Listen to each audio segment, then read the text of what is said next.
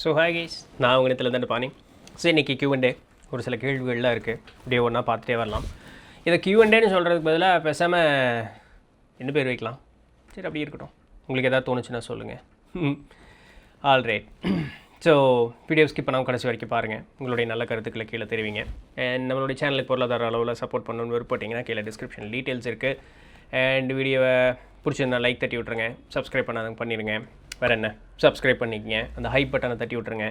நம்மளுடைய podcast channel மறக்காமல் பாருங்கள். அண்ட் தட் கோயம்புத்தூர்காரன் சேனலையும் பாருங்கள். 3 சேனலுடைய வீடியோஸ் உங்கள் ஃப்ரெண்ட்ஸ் அண்ட் ஃபேமிலிக்கு ஷேர் பண்ணுங்கள். Alright done. நம்ம இப்போது வீடியோக்குள்ளே போகலாம். ஸோ முதல்ல நம்மளுடைய தம்பி நவீன் இன்ஃபென்ட் அவர் என்ன கேட்டிருக்காருன்னா, அவங்க பிராணிக் ஹீலிங் படிக்க போன இடத்துல வந்து அங்கே இருக்கக்கூடியவங்க சொன்னாங்களாம், மத நூட்கள், அதாவது பைபிளோ குரானோ பகவத்கீதையோ புத்திசம், அது இந்த மாதிரி பல்வேறு மதம் மார்க்கங்கள் அவர்களுடைய அந்த புனித நூட்கள் அப்படின்றது பார்த்திங்களா. ஸோ அது எல்லாமே வந்து அதனுடைய அந்த உண்மைத்தன்மையில் இன்றைக்கி இல்லை. நிறைய வந்து காலப்போக்கில் அதில் சில மாற்றங்கள் அப்படிங்கிறது அடைஞ்சிருச்சு. ஏன்னா அந்த இடைச்செருகல்கள், அந்த வார்த்தை தான் சரியான வார்த்தை, இடைச்செருகல்கள் ஆயிடுச்சு. ஸோ அப்படிங்கிறது மாதிரி சொன்னாங்க அப்படின்ட்டு. ஸோ இதெல்லாம் உண்மையா? சித்தர்கள் நூட்களெல்லாம் அந்த மாதிரி ஏதாவது மாற்றி எழுதுறதுக்கு இதற்கெல்லாம் வாய்ப்பு அப்படிங்கிறது உண்டா?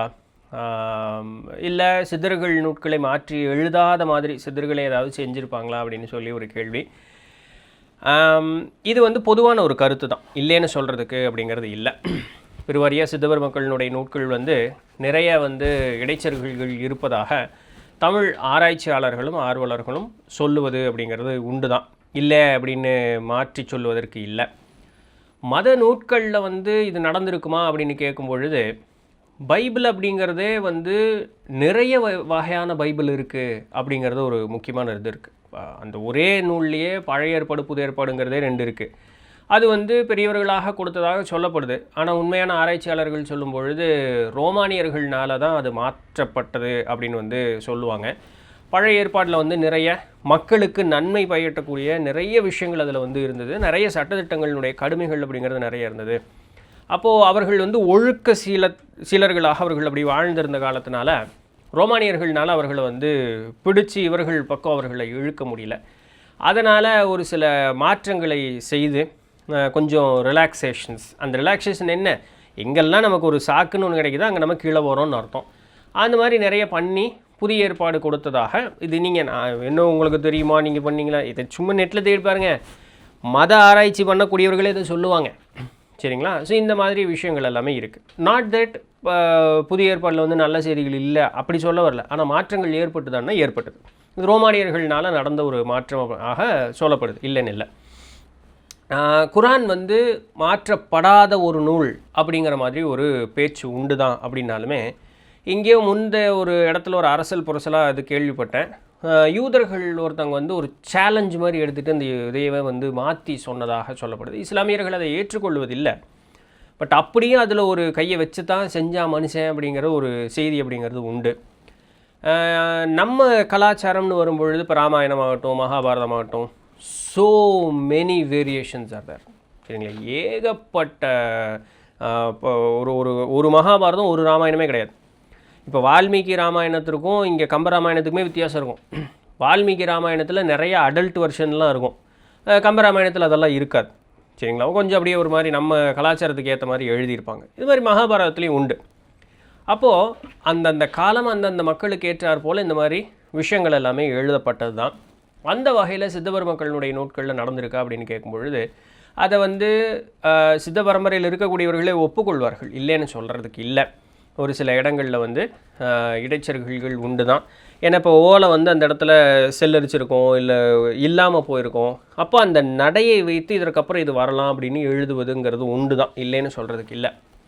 அப்போ நம்ம எப்படி இதனுடைய உண்மைத்தன்மையை நம்ம எப்படி புரிந்து கொள்வது அப்படின்னு கேட்கும் பொழுது, இப்போ சித்தர்கள் நூல்னு எடுத்துக்கிட்டோம்னா அங்கே என்ன இருக்கும், உங்களுக்கு யோக நிலை இருக்கும், உண்மை நிலை அப்படிங்கிறது பேசிக்காக அதுதான். உண்மை நிலை அப்படிங்கிறத பற்றி பேசிடுவாங்க. இறைங்கிற ஆற்றல் ஒன்று தான்.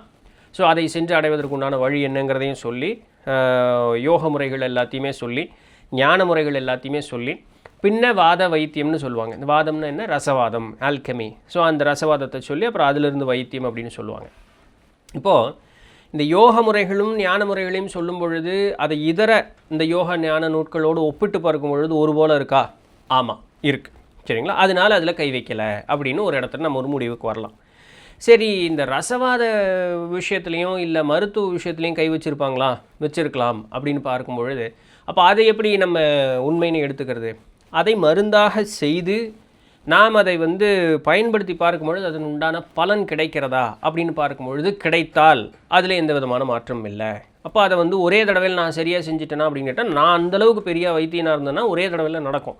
அப்போது அந்த வைத்தியர்கள் என்ன பண்ணுவாங்க, ஒன்றுக்கு நிறைய தடவை செஞ்சு பார்ப்பாங்க, அதற்கு ஒப்பாக இதர நூட்கள் இருக்கக்கூடியதை எடுத்து இது பண்ணி பார்ப்பாங்க. அப்படி பார்க்கும் பொழுது அது வேலை செய்யும், நம்ம சரியாக செய்யும் கால். நம்ம சரியாக செஞ்சோம் அது வேலை செய்யலைன்னா இப்போ அங்கே என்னமோ நடந்திருக்கு அப்படிங்கிறத நம்ம புரிஞ்சுக்கலாம். அப்போ அதை விட்டுட்டு வேறு ஏதாவது ஒரு நூலில் இருக்கக்கூடிய அந்த ஒரு முறைக்கு அவங்க போவாங்க. இப்படி தான். அப்போது ஒரு நூலுக்குள்ளே ஒரு இடைச்செருகல்கள் இருக்குது, ஒரு நூலுக்குள்ளே எதையாவது ஒரு மடைமாற்று வேலை இருக்குன்னா மொத்தமாக அந்த நூலையே மாற்ற மாட்டாங்க. அப்படி மாற்றினாங்கன்னா கலாச்சாரத்தில் இருக்கக்கூடியவர்கள் கண்டுபிடித்து விடுவார்கள். அப்போ அங்கங்கே அவங்களுக்கு தேவைப்படக்கூடிய இடத்துல அப்படி எப்படி மாற்றுவாங்க. இது பிற ஒரு மக்களை ஒரு வகையான சீர்கேட்டுக்கு அழைத்து செல்வதற்கும் செய்தது உண்டு, இல்லைன்னு சொல்கிறதுக்கு இல்லை. ஆனால் இந்த அப்படியே சொன்ன மாதிரி இப்போ இந்த ஓலைச்சுவடி அங்கே கிடைக்காம இல்லாமல் இருந்திருக்கும், உடஞ்சிருக்கும். அப்போது ஒரு சில வார்த்தைகள், அதுவும் பாருங்கள், வரியாலாம் எழுத மாட்டாங்க. இப்போ அகத்தியர் 12,000 பார்த்தீங்கன்னா 12 நூலில் வெறும் 5 நூல் தான் நம்மகிட்ட கிடச்சிருக்கு. அதுலேயே நிறைய இடங்களில் இப்படி கோடு போட்டிருப்பாங்க. ஏன்னா அதெல்லாம் கிடைக்காம போயிடுச்சு. அந்த ஒரு ஓலையில் 4 வரி எழுதியிருக்காங்கன்னா 2 வரி தான் கிடச்சிருக்கும். அந்த 2 வரியை அவங்க பிரிண்ட் பண்ணியிருப்பாங்க. கீழே இருக்கக்கூடிய 2 வரிக்கு கோடு தான் போட்டிருப்பாங்க, வேறு இல்லை. அவங்க அதை ஓப்பனாக சொல்லிடுவாங்க.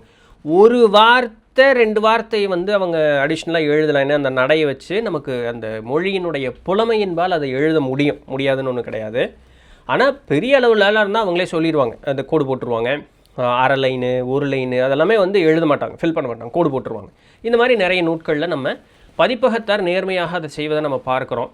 சித்தர்கள் நூட்கள் அப்படின்னு சொன்னாலே தாமரைப்பதி நூலகம் தான் அப்படின்னு சொல்லக்கூடிய அளவுக்கு அவர்களுடைய ஆர்சி மோகன் அவர் தான் பதிப்பாளர். ஸோ அவங்களுடைய பணி அரும்பணி உண்மையாலுமே. நம்ம பெருவாரிய எல்லா சித்தபர மக்களுடைய வழி பின்பற்றக்கூடியவர்கள்ட்டையும் அவர்களுடைய பதிப்பு தான் இருக்கும். நல்லாவும் இருக்குன்னு பாருங்களேன். எங்கிட்ட இருக்கிறது பூரா அவங்களோட தான் இருக்குது. ஸோ அதனால தான் நம்ம ஒரு காலத்தினுடைய ஒரு இந்த பிரம்மயுகம் படத்தில் சொல்கிற மாதிரி தான் இது பிரம்மயுகம், கலியுகத்தினுடைய அபப்பிரம்சம் அப்படின்னு சொல்கிற மாதிரி அந்த ஒரு மோசமான ஒரு சூழலில் இருக்கோம். இன்னும் மோசம் ஆகிட்டு தான் இருக்கும். இதில் என்ன பியூட்டினா, நான் கொஞ்ச நாள் முன்னாடி இந்த வள்ளலார் குழுவில் ஒன்று பயணம் பண்ணிக்கிட்டு இருந்தேன் அப்படின்னு ஒன்று சொன்னேன் இல்லையா. அதில் நல்ல சைவ சித்த அந்த இதுலேயும் நல்ல ஒரு அறிவு உள்ளவர், வள்ளல் பெருமானுடைய இதுலேயும் நல்ல ஒரு அறிவு உள்ளவர், நமச்சிவாயம் ஐயான்னு சொல்லிட்டு அவர் பேர். இப்போ அவர் அன்றைக்கி அவங்க சொல்லும் பொழுது வாதிட்டாங்க, இல்லை வள்ளல் பெருமானுடைய நூலில் யாருமே கை வச்சிருக்க முடியாது, அதற்கு வாய்ப்பே கிடையாது அப்படின்னு சொல்லி அந்த வள்ளல் பெருமானுடைய பின்பற்றக்கூடியவர்கள் வாதிட்டாங்க. அவர் நமச்சிவாயமே ரொம்ப சொன்னார், நான் பாட்டுக்கெல்லாம் போகலிங்க, வள்ளல் பெருமான் எழுதின இதுக்கெல்லாம் நான் போகலை, திருவருட்பாக்கே நான் போகலிங்க, உரைநடை பகுதி 1980களில் பதிப்பித்து வெளிவந்த நூலில் எங்கிட்ட இருக்குது. அதற்கப்புறம் இதர பதிப்புகளினுடைய இது இருக்குது. ஒரு 3லேருந்து 4 வேர்ஷன் என்னமோ சொன்னார். 4 வேறு மாதிரி இருக்குது. ஒரு இடம் அப்படியே முழுசு மாற்றிருக்க மாட்டாங்க. ஒரு சில இடத்துல சொன்னதை அந்த 1980 சொன்னதை இப்போ வரக்கூடிய பதிப்பில் இருக்கவே இருக்காது. அவங்களே நீக்கியிருப்பாங்க. அவங்க என்ன முடிவு பண்ணுறாங்களோ இதில் அவங்களாம் நீக்கியிருப்பாங்க. ஒரு சிலது அடிஷ்னலாக ஆட் பண்ணியிருப்பாங்க. அப்போ வள்ளல் பெருமான் எழுதினதில் எங்கே அப்படியே இருக்குது, மாற்ற முடியாது அப்படின்னு அவர் சொல்லும் பொழுது இப்போ ஒரு ப்ரூஃபே வச்சுட்டார். பாரு, எங்கிட்ட பழைய வேர்ஷன் இருக்குது, புது வேர்ஷன் இருக்குது, நான் இடைப்பட்ட நடுவில் ஒரு வேர்ஷன் இருக்குது, இது 3 மாதிரி இருக்குது, நீ என்ன சொல்கிற வள்ளல் பெருமான் சொன்னதை மாற்றவே முடியாதுன்னு சொல்லிட்டு அப்படின்னு அவங்களால ஒன்றும் பேச முடியல. இப்போ நம்மளால் ஒருத்தர் ஒன்றும் திருப்பி பேச முடியல, ஆதாரம் காட்டிட்டாங்கன்னா நம்ம அடுத்து என்ன பண்ணுவோம், அவங்கள கேவலப்படுத்துவோம் இல்லையா. அந்த மாதிரி தான் இன்றைக்கி அந்த வேலை நடந்ததுன்னு பாருங்கள். அதனால் எதுலேயுமே வள்ளல் பெருமான் இருந்தது ஒரு 200 ஆண்டுகளுக்கு முன்னதாக தான் அவருடைய நூலெல்லாம் நமக்கு இன்றைக்கி பதிவு தான். அதுலேயே கண்ணம்மாள் கை வச்சிட்டான். சித்தவர் மக்களுடைய நூட்களோ சைவ சாத்திர நோட்டுகளோ காலமே தெரியல. சில 100களிலிருந்து 1000லிருந்து காலம் தெரியாத அளவுக்கு இருக்கக்கூடிய நூட்கள் எல்லாமே. ஸோ அதனால் என்ன சொல்கிறது, கண்டிப்பாக நடக்கிறதுக்கெல்லாம் வாய்ப்பு உண்டு. இருக்குது, வாய்ப்பு உண்டு. ஏன்னா பைபிளே வந்து ஒரு எடிட்டட் வெர்ஷன் தான்னு சொல்லுவாங்க. இப்போ நிறைய பைபிளுடைய அந்த காஸ்பிள்ஸ் எல்லாம் கண்டுபிடிச்சிக்கிட்டே இருக்காங்களே. அதுதான் நம்ம வந்து இது எங்கே தோன்றுச்சோ அங்கே இருக்கக்கூடிய ஆராய்ச்சியாளர்கள்ட்ட பார்க்கணும். நம்ம ஊருக்குள்ளேயே பார்த்துக்கிட்டு இருந்தோம்னா நம்ம ஆள் வந்து இது ஒன்றும் சொல்கிற தப்பு இல்லையே. நம்ம வந்து இங்கே மதம் மாறியவர்கள் தான். இப்போ நம்மளுக்கு ஒருத்த மதம் மாத்திரக்கு வரான்னா அவன் என்ன சொல்கிறானோ அதுதான் நம்ம கேட்போம் இல்லைங்களா. இந்த இடத்துல இருக்கக்கூடியவர்கள், இதில் உண்மை ஆராய்ச்சி செய்யக்கூடியவர்கள் என்ன பண்ணுவாங்கன்னா, இதனுடைய ஆதி தொடக்கம் எங்கே, மேற்கத்திய நாடுகளில் தான் இதனுடைய தொடக்கம். அங்கே இருக்கக்கூடிய ஆராய்ச்சியாளர்கள் என்ன சொல்கிறாங்க, அங்கே என்ன நடந்தது அதை ஆராய்ச்சி பண்ணுவாங்க. இஸ்லாமியர்கள் என்ன பண்ணுவாங்க, இங்கே வந்து இங்கே மத மாற்றம் தான் நடந்தது. அப்போ இங்கே ஆராய்ச்சி பண்ண, இப்போ நம்மளுடைய நண்பர் திரு ஆசான் அபூபக்கர் சித்திக் அவங்க நிறைய இந்த இஸ்லாமிய நூட்களினுடைய ஆராய்ச்சியில் இருக்காங்க. அவங்க என்ன பண்ணுவாங்க, நேராக அரபு நாட்டில் இதுபோல் ஆராய்ச்சி செய்யக்கூடியவர்கள்ட்ட வந்து அவர்கள் செய்யக்கூடிய ஆராய்ச்சி எடுப்பாங்க. எப்படி நம்ம இங்கே தமிழ் தேசியவாதிகளோ இல்லை சித்த மரபில் இருக்கக்கூடியவர்களோ சைவ மரபில் இருக்கக்கூடியவர்களோ இங்கே என்ன நடந்ததுங்கிறதுக்கு உண்டான ஆராய்ச்சியோ அதை ஒப்பிட்டு தான் அந்த நூலில் இருக்கும். அதுபோல் மேற்கத்திய நாட்டில் அந்த கலாச்சாரத்துக்கு ஏற்றார் போல் அந்த நூலும் அங்கே இருக்கக்கூடிய மக்களுக்கு ஏற்றார் போல் அதை எழுதியிருப்பாங்க. அதே போல் தான் இஸ்லாமும். அது காலத்தின் மாற்றத்தினால் அப்படியே இங்கே காத்தடிக்கிற மாதிரி இங்கே ஒரு உலகம் பூரா அப்படியே பரவும் பொழுது ஒவ்வொரு இடத்துல அது தன்னுடைய நிலையை நிறுத்திச்சு. அப்போது நிலையை நிறுத்தின இடத்துல வந்து நம்ம வந்து அதனுடைய உண்மைத்தன்மையை உணர்ந்து பார்க்க முடியாது. அது தோன்றிய இடத்திற்கு போகணும்.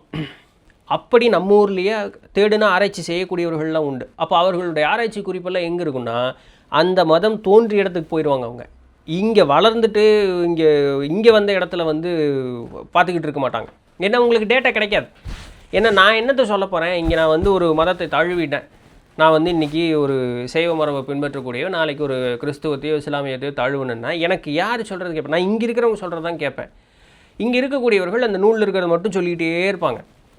அதற்கு பின் இருக்கக்கூடிய எதையுமே அவர்களுக்கு தெரியாது. ஆனால் என்ன முக்கியங்கிறது அங்கே போனால் தான் தெரியும். அப்போ என்னுடைய கண்ணோட்டம் எங்கே இருக்கணும்னா நான் அங்கே பறவை விரியணும். அதே நான் சைவத்தையோ வைணவத்தையோ நான் இங்கேயே தேடலாமே, இங்கேயே எல்லாமே இருக்கேன். ஏன்னா இது இங்கே தான் தோன்றுச்சு. இது ஒன்றும் புரிஞ்சுக்கிறது கஷ்டம், ஒன்றும் ஒரு லாஜிக்கலாக ஒன்றும் கஷ்டம் ஒன்றும் இல்லையே. இப்படி ஏன் இதை சொல்ல வந்தேன்னா, இப்படி கிறிஸ்தவத்தையும் இஸ்லாத்தையும் அந்தந்த இடத்துல இருக்கக்கூடியவர்கள் ஆராய்ச்சி செய்யும் பொழுது அவர்கள் கொடுக்கக்கூடிய அந்த ஆராய்ச்சி குறிப்புகள் ஆச்சரியத்திற்கு ஏற்றார் போல் இருக்கும். நான் ஒரு இந்த நம்ம இப்படி மரத்தமிழன் அப்படின்னு சொல்கிற மாதிரி ஒரு மர கிறிஸ்துவர் அப்படின்னு ஒரு அமெரிக்காக்காரருடைய வெப்சைட்டை பார்த்தேன். அதெல்லாம் தொலைச்சிட்டேன். அந்த வெப்சைட்லாம் முதல்ல சேர்த்து வச்சுருந்தேன். அவர்கள் வந்து ஒரு சம்மனஸ்னால் ஏஞ்சல்ஸ்னு அர்த்தம், சரிங்களா. அந்த ஒரு சம்மனஸுகளை வந்து பைபிளில் குறிப்பிட்டிருக்கக்கூடிய சம்மனஸ் வந்து நீங்கள் வந்து நேரடியாக அவர்கள் சம்மனஸாக பார்க்கக்கூடாது. நம்மளுடைய உடலில் இருக்கக்கூடிய சக்கரங்களினுடைய ஒரு உருவக வெளிப்பாடு தான் அவர்கள்னு அப்படி ஆராய்ச்சி பண்ணி எழுதியிருந்தாங்க. ஒரு இந்த சம்மனஸ்னா அந்த வைப்ரேஷன் எப்படி இருக்கும், அவர்களுடைய நிறங்கள் எப்படி இருக்கும், அவர்களுடைய தன்மை எப்படி இருக்கும், இதெல்லாம் இந்த சக்கரத்துலேருந்து மூலாதாரத்திலிருந்து சகசிராரம் வரைக்கும் நீட்டாக எழுதியிருக்காங்க. அதில் அதுதான் ஆராய்ச்சி, அதுதான் மத ஆராய்ச்சி. அந்த நூலில் என்ன சொல்லியிருக்கு, அப்போ பழைய ஏற்பாடு என்ன சொல்லிச்சு, புதிய ஏற்பாடு என்ன சொல்லிச்சு, ஏன் இந்த மாற்றம் இருக்குது, இத்தனையும் அவர் எடுத்து ஆராய்ச்சி பண்ணி எழுதியிருக்கார்.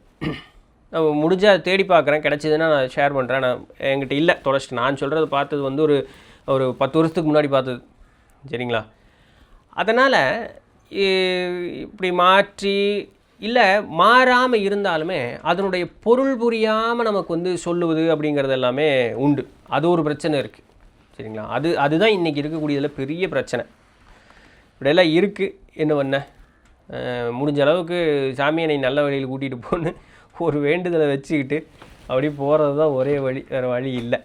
ஸோ அடுத்த கேள்வி, இஸ்லாமியர்கள் உட்கார்ந்து தண்ணீர் குடிக்கணும் அப்படின்னு ஸ்ட்ரிக்டாக ஒரு சிலர் இருப்பதை பார்த்துருக்குறேன். ஏன் நின்று குடித்தா என்ன நடக்கிறது, உட்காந்துட்டு குடித்தா என்ன நடக்கிறது, இது ஒரு முக்கியமான விஷயம். நம்ம மத மார்க்கங்களின் வழியில் இல்லை மனிதன் பின்னாடி ஏற்படுத்தின அந்த சமய வழியில் இருக்கக்கூடிய சட்டத்திட்டங்களை வந்து ஏன் எதுக்குன்னு நம்ம கேள்வி கேட்குறதில்ல. கேள்வி கேட்டாலுமே அதற்குண்டான விடையை வந்து இன்றைக்கி நம்ம வாழ்வியலோடு ஒரு சில நேரங்களில் பொருத்தி பார்க்கும்போது அது லூஸ்தனமாக தெரியுது. ஆனால் அவர்கள் ஏன் அதை சொன்னாங்க அப்படிங்கிறது ஒரு சில நேரம் அந்த காலகட்டத்தையும் வந்து சிந்திச்சு பார்க்கும்போது நமக்கு தெரியும். இப்போ நான் இதை ஒரு குறிப்பை வச்சுக்கிட்டு இப்போ அந்த கேள்விக்கு நேரடியாக வரேன். ஏன் அதை சொல்ல வரேன்னா, இஸ்லாமியர்கள் கூறினார்கள் அப்படின்னு சொல்லக்கூடியது ஒரு அற்புதமான விஷயம். அப்படின்னா இந்த மதத்தில் இந்த ஒரு செய்தி இருக்குங்கிறத முதல்ல புரிஞ்சுக்க. அப்போ மதம் புறந்தள்ளக்கூடியது இல்லை, மதம் ஒரு நல்ல செய்தியை சொல்லுது. இன்றைக்கி மருத்துவர்கள் என்ன சொல்கிறாங்க, நின்றுட்டு தண்ணி குடிக்கும் பொழுது இங்கிருந்து இந்த வயத்துக்குள்ளே போகிறதுக்கு கேப் இருக்குது, சரிங்களோ, தூரம் அது ட்ராவல் பண்ணணும். இந்த புவியீர்ப்பு விசை வேகமாக உள்ளே இழுக்கும். அது நேரடியாக வந்து அந்த தண்ணி வந்து அருவியிலிருந்து கொட்டுற போல் நேரடியாக வயிற்றில் வந்து மொளோச்சுன்னு உழுகுமா. இப்படி உழுகும் பொழுது அங்கே இருக்கக்கூடிய அந்த வயிற்றை வந்து அதில் இருக்கக்கூடிய அந்த அந்த உள்ள மெம்பரேன்ஸ் எல்லாம் இருக்கு இல்லையா, எனக்கு மெம்பரேனை தமிழில் சொல்ல தெரியல, அந்த மெம்பரேன்ஸ் எல்லாம் டேமேஜ் பண்ணுறதுக்கு நிறைய வாய்ப்புகள் உண்டு. அதனால் அமர்ந்து குடிக்கும் பொழுது அந்த போகக்கூடிய அந்த ஒரு ஸ்பீடு வந்து கம்மியாயிருமா. இதனால தான் பொறுமையாக குடி, உட்கார்ந்து குடி, அந்த தண்ணியை மொடமொடான்னு மாடு கழனி தண்ணி குடிச்ச மாதிரி குடிக்காத, கொஞ்சம் கொஞ்சமாக வாயில் வச்சு குடி. ஏன்னா அந்த தண்ணி வந்து பாடி டெம்பரேச்சருக்கு ஏற்ற மாதிரி தான் போகணும். ஏன்னா அந்த உடனே சில் தண்ணி எடுத்து அடிச்சோன்னா உடம்பு என்னடா பண்ணிக்கிட்டு இருக்கேங்கிற மாதிரி ஆயிரும் உடம்பு. கூடாது இல்லைங்களா. சுடு தண்ணி அதே போல் சுடு தண்ணி மடமட்டான்னு குடிச்சிடக்கூடாது. அப்போ அந்த உடல் என்ன சூட்டினுடைய அளவில் இருக்கோ அது அளவுக்கு தான் குடிக்கணும். நான் என்னங்க தெர்மோமீட்டர் வச்சு அளந்துட்டு இருக்க முடியுமா? அவன் யாரும் அதை பண்ண சொல்ல. ஒரு தேரையர் என்ன எழுதுகிறார், தேரையர் வாகனத்தில் இது இருக்குது, கொதிக்க வைத்து ஆற வைத்த நீரைத்தான் பருகணும்னு அவர் எழுதியிருக்கார். சரிங்களா.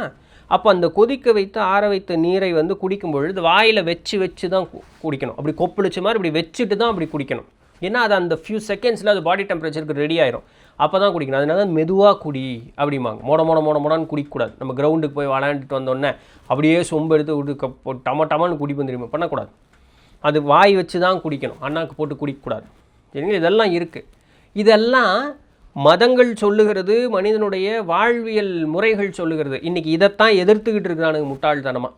இப்போ இது இஸ்லாத்து சொல்லுது, ஏன் தமிழ் சொல்லலையோ அது யார் சொன்னால் என்ன? தமிழ்காரங்கிட்ட இல்லாமையோ இல்லை வழக்கத்தில் இல்லாமல் இல்லை, அந்த கேள்வி அப்படி இருக்குது. அதற்காக இப்போ என்ன, அதனால என்ன? சரி இப்போ இல்லை, ஒரு எடுத்துக்காட்டு வச்சு ஒரு பேச்சுக்கே வச்சுக்குவோமே, இல்லை இப்போ இல்லை நம்மக்கிட்ட அந்த வழக்கமே இல்லை, ஆனால் வெளியிலேருந்து ஒருத்தவங்க சொல்லியிருக்காங்க. அந்த சொன்ன செய்தி நம்ம எல்லாம் ஆராய்ச்சி பண்ணி பார்க்கும்போது நம்ம தான் இன்றைக்கி பெரிய அறிவியல் புத்திசாலி மேதைகள் ஆகிட்டோமே, அதன் வழியே பார்க்கும் பொழுது அது சரின்னு வருது. இப்போ நம்ம ஒதுக்கிடுவோமா? அது எப்படி? இதெல்லாம் இல்லைங்க, நான்லாம் பண்ண மாட்டேங்க, அவங்க சொல்கிறதெல்லாம் கேட்க மாட்டேங்க, உடம்புக்கு நல்லதையா கெட்டதே ஆனாலும் பரவாயில்லைங்க பண்ண மாட்டேங்க. நிறைய பேர் அப்படி உண்டு. அது எவ்வளோ பெரிய முட்டாள்தனம். அப்படி பண்ணக்கூடாது. சரிங்களா. அப்போது இதுதான் காரணம். அப்போ அது அந்த மதம் அதை சொல்லுகிறதுனா ஏங்கிற கேள்வி கேட்கணும். ஏன் சொல்லுது? அவங்க என்ன சொல்லுவாங்க, இறைவன் கொடுத்த கட்டளைம்பாங்க, வேறு வழி இல்லை. அந்த அப்போ இஸ்லாம் தோன்றிய இதுக்கு தான் நான் முந்தின கேள்விக்கு சொன்னேன், ஏன் அந்த கட்டளைகள் இறைவன் அதை கண்டிப்பாக செய்ய சொன்னார். அப்போ நீங்கள் காலகட்டத்திற்கு போகணும். அங்கே வாழ்ந்திருந்த மக்களுடைய மனோநிலை எப்படி இருந்தது, அவர்களை வந்து ஏன் இப்படி சொன்னால் தான் அவர்கள் வந்து ஒரு சரியான வாழ்வியல் முறைக்கு அவர்கள் வருவார்கள் அப்படிங்கிறது இருந்தது. இந்த மாதிரியெல்லாம் இருக்கு இல்லையா. அப்போது இறைவன் கட்டளை, அப்போ இறைவன் தண்டிச்சிருவாரான்னு கேட்கும்பொழுது அங்கே வந்த புனிதர்கள் வந்து என்ன பண்ணாங்க, ஒரு சில அதிசயங்களை நடத்தி காட்டுவாங்க, இறைவன் செய்ததாக சொல்லுவாங்க. மக்கள் மனதில் ஒரு வகையான அச்சம் எழும். இந்த அச்சங்கிறது ஒரு வகையான ஒரு ட்ரிகர் பாயிண்ட். ஏன் வேறு வழியில் உன்னை நல்ல வழியில் கொண்டு வந்தே ஆகணும், ஏதாவது ஒரு வழியில். அப்போது இப்போ சாமி சொன்னால், சாமி நான் செய்யலைன்னா சாமி தண்டிச்சிருவேன். நம்ம ஊரில் சொல்கிறாங்களே, டேய் சாமி கண்ணை குத்திடுறேன், சாமிக்கு வந்து கண்ணை குத்திக்கிட்டு இருக்கா இல்லை. சிதவர் மக்கள் என்ன சொல்கிறாங்க, நூலை வந்து தகாதவர்களுக்கு ஈந்தால் தலை வெடிக்கும் அப்படிங்கிறாங்க.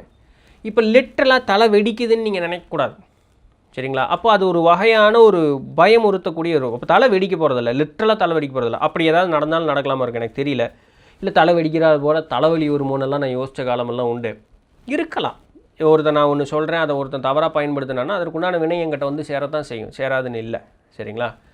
அப்போது இதெல்லாம் சிந்திச்சு பார்க்கணும். ஏன் சொன்னாங்க, எதற்காக சொன்னாங்க, அதனுடைய சொன்ன காலகட்டங்கள் என்ன, அது என்ன மாதிரியான சூழல் இருந்த காரணத்தினால அதுபோல் அவங்க சொல்லியிருந்திருப்பாங்க. ஒரு நூல் படிக்கிறதுங்கிறது வந்து அப்படியே எடுத்தோம் படித்தோம் போனோங்கிறது கிடையாதுங்க. ஒருத்தர் ஒரு விஷயத்தை சொன்னார். இப்போ திருமந்திரம் படிக்கிறோம், திருமந்திரத்தில் நமக்கு ஒரு நூல் படிக்கும்போது, அந்த நூலை ஒரு பாட்டை படிக்கும்போது நமக்கு அதுக்கு உண்டான பொருள் புரியுது. இங்கே 10 தாட்டி திரும்ப படிங்க, 10 தாட்டியும் 10 மாதிரி நமக்கு புரியும்.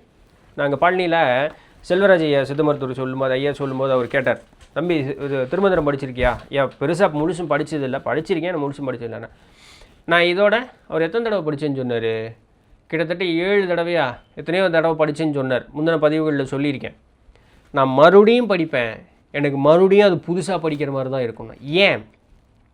ஏன்னா அந்த திருமந்திரத்தை திருமூலர் ஒரு மனோநிலையோடு இதை யோசித்து எழுதியிருப்பார்ல, அந்த நிலைக்கு போகிற வரைக்கும் நமக்கு ஒரு தடவையும் அது படிக்கும்போது புதுசாக இருக்கும். அப்படித்தான் ஒரு நூலை படிக்கணும். ஒரு நூல் ஆராய்ச்சிங்கிறது அப்படி தான் பண்ணணும். ஏன், எதற்கு, எப்படி, அந்த ஆசிரியர் எதனால் அப்படி எழுதினார், அந்த கால சூழல் எப்படி இருந்தது, அவருடைய மனோநிலை என்னவாக இருந்திருக்கும், அப்போ வாழ்ந்த மக்கள் எப்படி இருந்திருப்பாங்க, இத்தனையும் யோசிச்சா தான் அதற்கு உண்டான பொருள் அப்படிங்கிறது நமக்கு நல்லா தெரியும். சரிங்களா? அப்போது இவர்கள் வந்து அதை சொல்லும் பொழுது தம்பி வந்து ரொம்ப எடுத்துக்காட்ட சொன்னால் நூலில் எப்படி இருக்கும், இறைவனுடைய கட்டளைங்கிற பேரில் இருக்கும். காரணம் இதுதான். ஏன்னா அன்றைக்கி மக்கள் எதை சொன்னாலும் கேட்க மாட்டேன் அப்படின்னு இருந்த மக்கள் அவர்கள். அதனால் அது அப்படி தான் சொல்லப்பட்டது. சரிங்களா? விஷயம் ரொம்ப சிம்பிளாக இருக்கும், உங்களுக்கு புரியும், உங்களுக்கு அறிவு இருக்குது, இப்போ நீங்கள் பெரிய ஆளுகளாக இருக்கும், பெரிய புண்ணியம் வாங்கிட்டு வந்திருப்பீங்களா இருக்கும், ஓ இதுக்கு தானா, இதுக்கு இப்படி பயமுறுத்தி இருக்க வேண்டாமே, சொன்னாலே கேட்டிருப்போமே. கேட்காதவர்களும் இங்கேயே இப்போவே உண்டுன்னு இருக்குல்ல. அன்றைக்கி இன்னும் மூர்க்கத்தனமாக படிப்பு பெருசாக ஒன்றும் இல்லை, அந்த மாதிரி இருக்கக்கூடிய சூழல் இருக்கும் பொழுது அது அப்படி அப்படி பார்த்து புரிஞ்சுக்கணும்.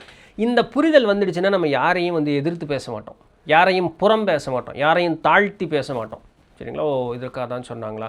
அப்போ அவர்களுடைய இப்போ என்ன ஆகும்னா, ஒரு பெரியவர் ஏன் அந்த நிலையில், இப்போ நான் அந்த பெரியவருடைய நிலையிலிருந்து யோசிப்பேன். புரியுதுங்களா? இப்படி தான் நம்ம வளர்ச்சி மேலே போகும். அப்போ தான் நம்மகிட்ட ஒரு வகையான அமைதி அப்படிங்கிற நம்மகிட்ட வந்து சேரும். முயற்சி பண்ணி பாருங்கள். எங்கள் வீட்டுக்கிட்ட ஒரு இடம் இருக்குது, அங்கே 2 பேர் தூக்கு மாட்டி செத்து போயிட்டாங்க. அதே இடத்துக்கு 2 அடி. இப்போ நிறைய ஒரு தடவை இப்படி ஒன்று சொல்லுவேன், என்னங்க செத்து போயிட்டாங்கன்னு சொல்கிறீங்க, சிரிக்கிறீங்கன்னு. நான் என்ன பண்ணுறது, அவங்க தானே செத்தாங்க, நான் ஜாகலையே, நான் செத்த நீங்கள் சிரிப்பீங்களா இருக்கும். தூக்கு மாட்டி செத்து போயிட்டாங்க. அந்த இடத்துக்கு 2 அடி பக்கத்தில் தான் முனீஸ்வரர் நடந்து போகிற பாதையும் இருக்குது. இப்போது அந்த இடத்துல வீடு கட்டிய பிறகு இவங்க 2 பேர்னால ஏதாவது டிஸ்டர்பன்ஸ் வர வாய்ப்பு இருக்கா? யாருனால? இது அந்த செத்து போனவங்க 2 பேர்னாலையா? வரலாம், தெரியலை, இருக்கிறதுக்கு சான்சஸ் உண்டு. ஏன்னா அது ஏதாவது நிறைவேறாத ஆசைகளோட உண்டான ஆன்மாவாக இருந்ததுன்னா அந்த இடத்துலையே சுற்றிட்டு இருக்கிறதுக்கு வாய்ப்பு உண்டு. அவர்களால் தீங்கு இழைக்க முடியுமான்னா முடியாதுன்னு ஒன்றும் கிடையாது. இப்போ பக்கத்தில் முனீஸ்வரர் கோயில் இருக்குன்னா முனீஸ்வரர் காப்பாற்ற மாட்டாரா அப்படின்னு கேட்கக்கூடாது. கேட்கலாம், தப்பு இல்லை. நம்ம போய் சாமிகிட்ட ஏதாவது கோரிக்கையை வச்சு இது பண்ணும்பொழுது அதற்கு உண்டான வாய்ப்புகள் அப்படிங்கிறது உண்டு. இப்போது சாமி நடந்து போகிற பாதையில் வந்து ஒரு சில காரியங்கள் பண்ணாதேன்னு சொல்லுவாங்க. தம்பி கேட்ட கேள்வியில் இவ்வளோ கோர்வையாக வந்துட்டு இருக்கு வருங்க. 3 கேள்வியும் ஒன்றுக்கு ஒன்று இன்டர்லிங்க்டாக இருக்குது. Very good. அப்போது சாமி போகிற பாதையில் வந்து ஒரு காரியம் பண்ணக்கூடாதும்பாங்க. அப்படின்னா என்ன? சாமி நடந்து போகுது, ஏங்க அதே சாமியாச்சு எல்லாத்துக்குள்ளே பூந்து போக வேண்டியது தானே. அது என்னை மாதிரி ரோட்டில் எனக்கு தான் போக முடியாது, செவத்துக்குள்ளெல்லாம் எனக்கு ரோடு அதெல்லாம் தேவைப்படுது, சாமி தானே பூந்து போக வேண்டியது தானே அப்படின்னு நம்ம கேட்கலாம். ஏற்றத்துக்கு பேசுகிற மாதிரி இருந்தாலுமே கேட்கலாம், தப்பு இல்லை. சாமி தானே எங்கே வேணாலும் போக முடியல அப்படின்ட்டு, இல்லை சாமி தானே காற்றுல பறக்க வேண்டியது தானேன்னு கேட்கலாம், தப்பு இல்லை. மேட்ரு அது இல்லை. நம்ம இந்த பாட்காஸ்ட்டு சேனல் இருக்குல்ல, நித்திலந்தனமணி பாட்காஸ்ட்டு அப்படி ஒன்று இருக்குன்னே நிறைய பேருக்கு தெரியறதில்லைன்னு நினைக்கிறேன். அதில் பயோஜாமெட்ரின்னு சொல்லிட்டு ஒரு பதிவு வந்து ஒன்று பண்ணியிருப்போம். சரிங்களா? திரு ஹர்விந்த் அப்படின்னு சொல்லக்கூடிய ஒரு ஆர்கிடெக்ட்டுங்க, அவருடைய பதிவு வந்து நம்ம அதை பண்ணியிருப்போம்.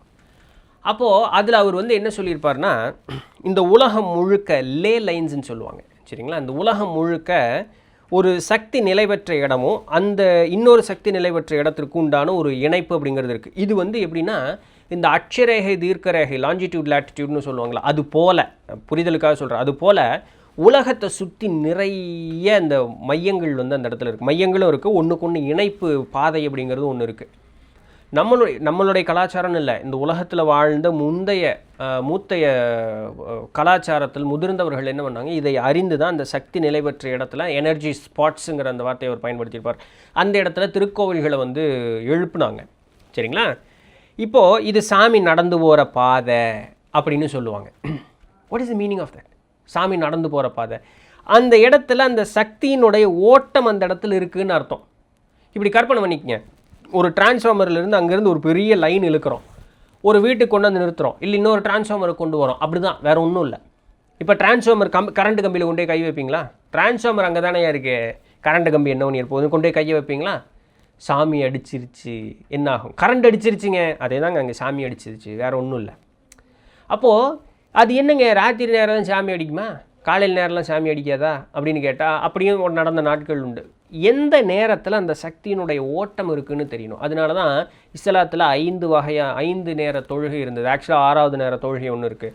இங்கே நம்மளுடைய மரபுலையும் பார்த்தீங்கன்னா 6 கால பூசை அப்படிங்கிறது இருக்குது. 6 கால பூசை அப்படிங்கிறது இருக்குது. அந்தந்த நேரத்தில் இந்த பூமியில் ஒரு வகையான சக்தி நிலை மாற்றம் ஏற்படும். இந்த எனர்ஜி ஸ்பாட்ஸ்ன்னு சொல்லக்கூடிய அந்த இடத்துல சக்தி கூடும், அது அந்த இடத்தை தாண்டி போகும். அதனால தான் எல்லாரும் ஏன்னா நீ தான் முனீஸ்வரனை பார்த்தேன்னு சொன்னேன், கற்பனைன்னு பார்த்தேன்னு சொன்னேன், நானும் தினமும் போயிட்டுருக்கிறேன் பார்க்கல. ஒன்று, நான் அதுக்கு ரிசெப்டிவாக இருக்கணும், அந்த எனர்ஜி ரிசீவ் பண்ணுறதுக்கு. ஒன்று. ரெண்டாவது, நான் போகிற நேரம் சரியாக இருக்கணும். இது ரெண்டும் சிங்க் ஆகிடுச்சு அப்படின்னு சொன்னால் அந்த சக்தி ஓட்டத்திற்கு உண்டான இடத்த நம்ம பார்க்கலாம். ஸோ இந்த மாதிரியெல்லாம் விஷயம் இருக்குது. ஏன் சொன்னாங்க, எதுக்கு சொன்னாங்கன்னு இவ்வளவு நாள் எனக்கும் தெரியாதது. ஆனால் அங்கே அந்த பயோஜாமெட்ரி அந்த கான்செப்டை வந்து திரு அரவிந்த் அவர்கள் சொல்லும் பொழுது தான் என்னால் அதை கனெக்ட் பண்ண முடிஞ்சு. ஓ, சாமி போகிற பாதை சாமி அடிச்சிருச்சுன்னு சொல்கிறதெல்லாம் இதுதான். ஏன் சாமிக்கு ஒரு வேலை இல்லையா? அது உக்கரமான தெய்வம்ப்பா, அது அடிச்சு போடும்பா, அவன் சாமிக்கு கேட்ட வேறு, அதுக்கிட்ட போய் நான் அடி வாங்கிட்டு வந்துட்டேன்னு சொல்லிட்டு அது இல்லை.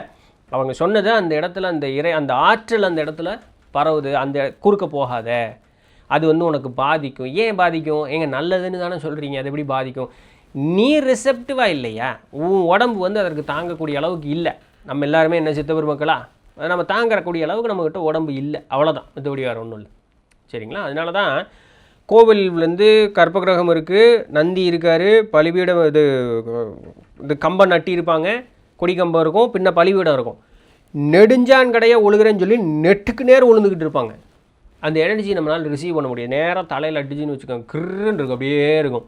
அவ்வளோ பண்ணக்கூடாது. அதனால தான் குறுக்கால உழுகணும்னு சொல்கிறது. இப்படி நேராக நெட்டுக்கு நேராக சாமிக்கு நேராக உழுகுந்தா சாமி அதிகமாக புண்ணியம் செய்யும்னு சொல்லிட்டு, சாமி செய்கிற புண்ணியத்தை தாங்குற அளவுக்கு நம்மளால் உடம்புல தெம்பும் மனசில் தெம்பும் இருக்கா? இருக்காது. அதனால தான் இப்படி குறுக்கால உழுகணும் அப்படின்னு சொல்லக்கூடியதற்கு உண்டான காரணம் அதுதான்.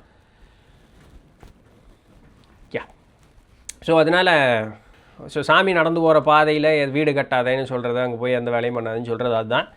அப்படி இல்லாமல் அந்த 2 பேர் தூக்கி போட்டு சேர்த்துவாங்க, அந்த இடத்துல ஊட்ட கட்டினா ஏதாவதுனா நம்ம வாய்ப்பு உண்டு. அதனால் அந்த முன்னாடி அந்த ஆன்ம சாந்தி எல்லாம் பண்ணிவிட்டு அதெல்லாம் தான் இந்த இரவு நேரத்தில் வந்து வாஸ்து பூஜைலாம் பண்ணுவாங்க. ஸோ அந்த காலத்து முதல்லலாம் வந்து கோழியோ கெடாவோ மனுஷனையோ எல்லாம் பலி கொடுத்துட்டு தான் இருந்தாங்க. இன்றைக்கி வந்து அதுக்கு ரொம்ப சிம்பிளாக எலுமிச்சை பழமும் பூசணிக்காயும் பயன்படுத்திக்கிறாங்க. ஸோ அதனால் தப்பில் அது தாந்திரிகத்தில் ஒரு முறை பண்ணலாம். சரிங்களா? குங்குமத்தை தடவி அது ரத்தம் போல் அப்படியே வச்சுட்டு இது பண்ணிட்டு போகலாம், தப்பு. முருகரை வந்து தெலுங்கில் வடநாட்டில் பிறந்தாருன்னு சொல்லி படம் எடுக்க போகிறாங்க, இமயமலையில் பிறந்தாருன்னு சொல்கிறாங்க. வேர்ல்ட்ஸ் யங்கஸ்ட் மவுண்டெயின்ஸே ஹிமாலயாஸ் தான். திருச்சி மலைக்கோட்டை அதை விட பழமையானது. அப்படி இருந்து ஏன் புராணங்களில் இமயமலைன்னு சொன்னாங்க? இமயமலை இங்கே இருக்குது. இந்த இமயமலைக்கு உள்ள இருக்கக்கூடியவன் சிவன் வச்சுக்கிங்களேன், சாமி. அதுதான் சிவன் இல்லை, சாமி. அது நீங்கள் சிவன்னு சொல்லிக்கிங்க, திருமால்னு சொல்லிக்கிங்க. திருமால்னு சொல்ல மாட்டிங்களா? நான் சமஸ்கிருதவாதி, சரி விஷ்ணுன்னு சொல்லிக்கிங்க. இல்லைங்க நான் வந்து சாக்தம், சரி சக்தின்னு சொல்லிக்கிங்க. இல்லைங்க நான் கௌமாரம், முருகன்னு சொல்லிக்கிங்க. என்னமோ சொல்லிட்டு போங்க, அது சாமி, அவ்வளோதான்.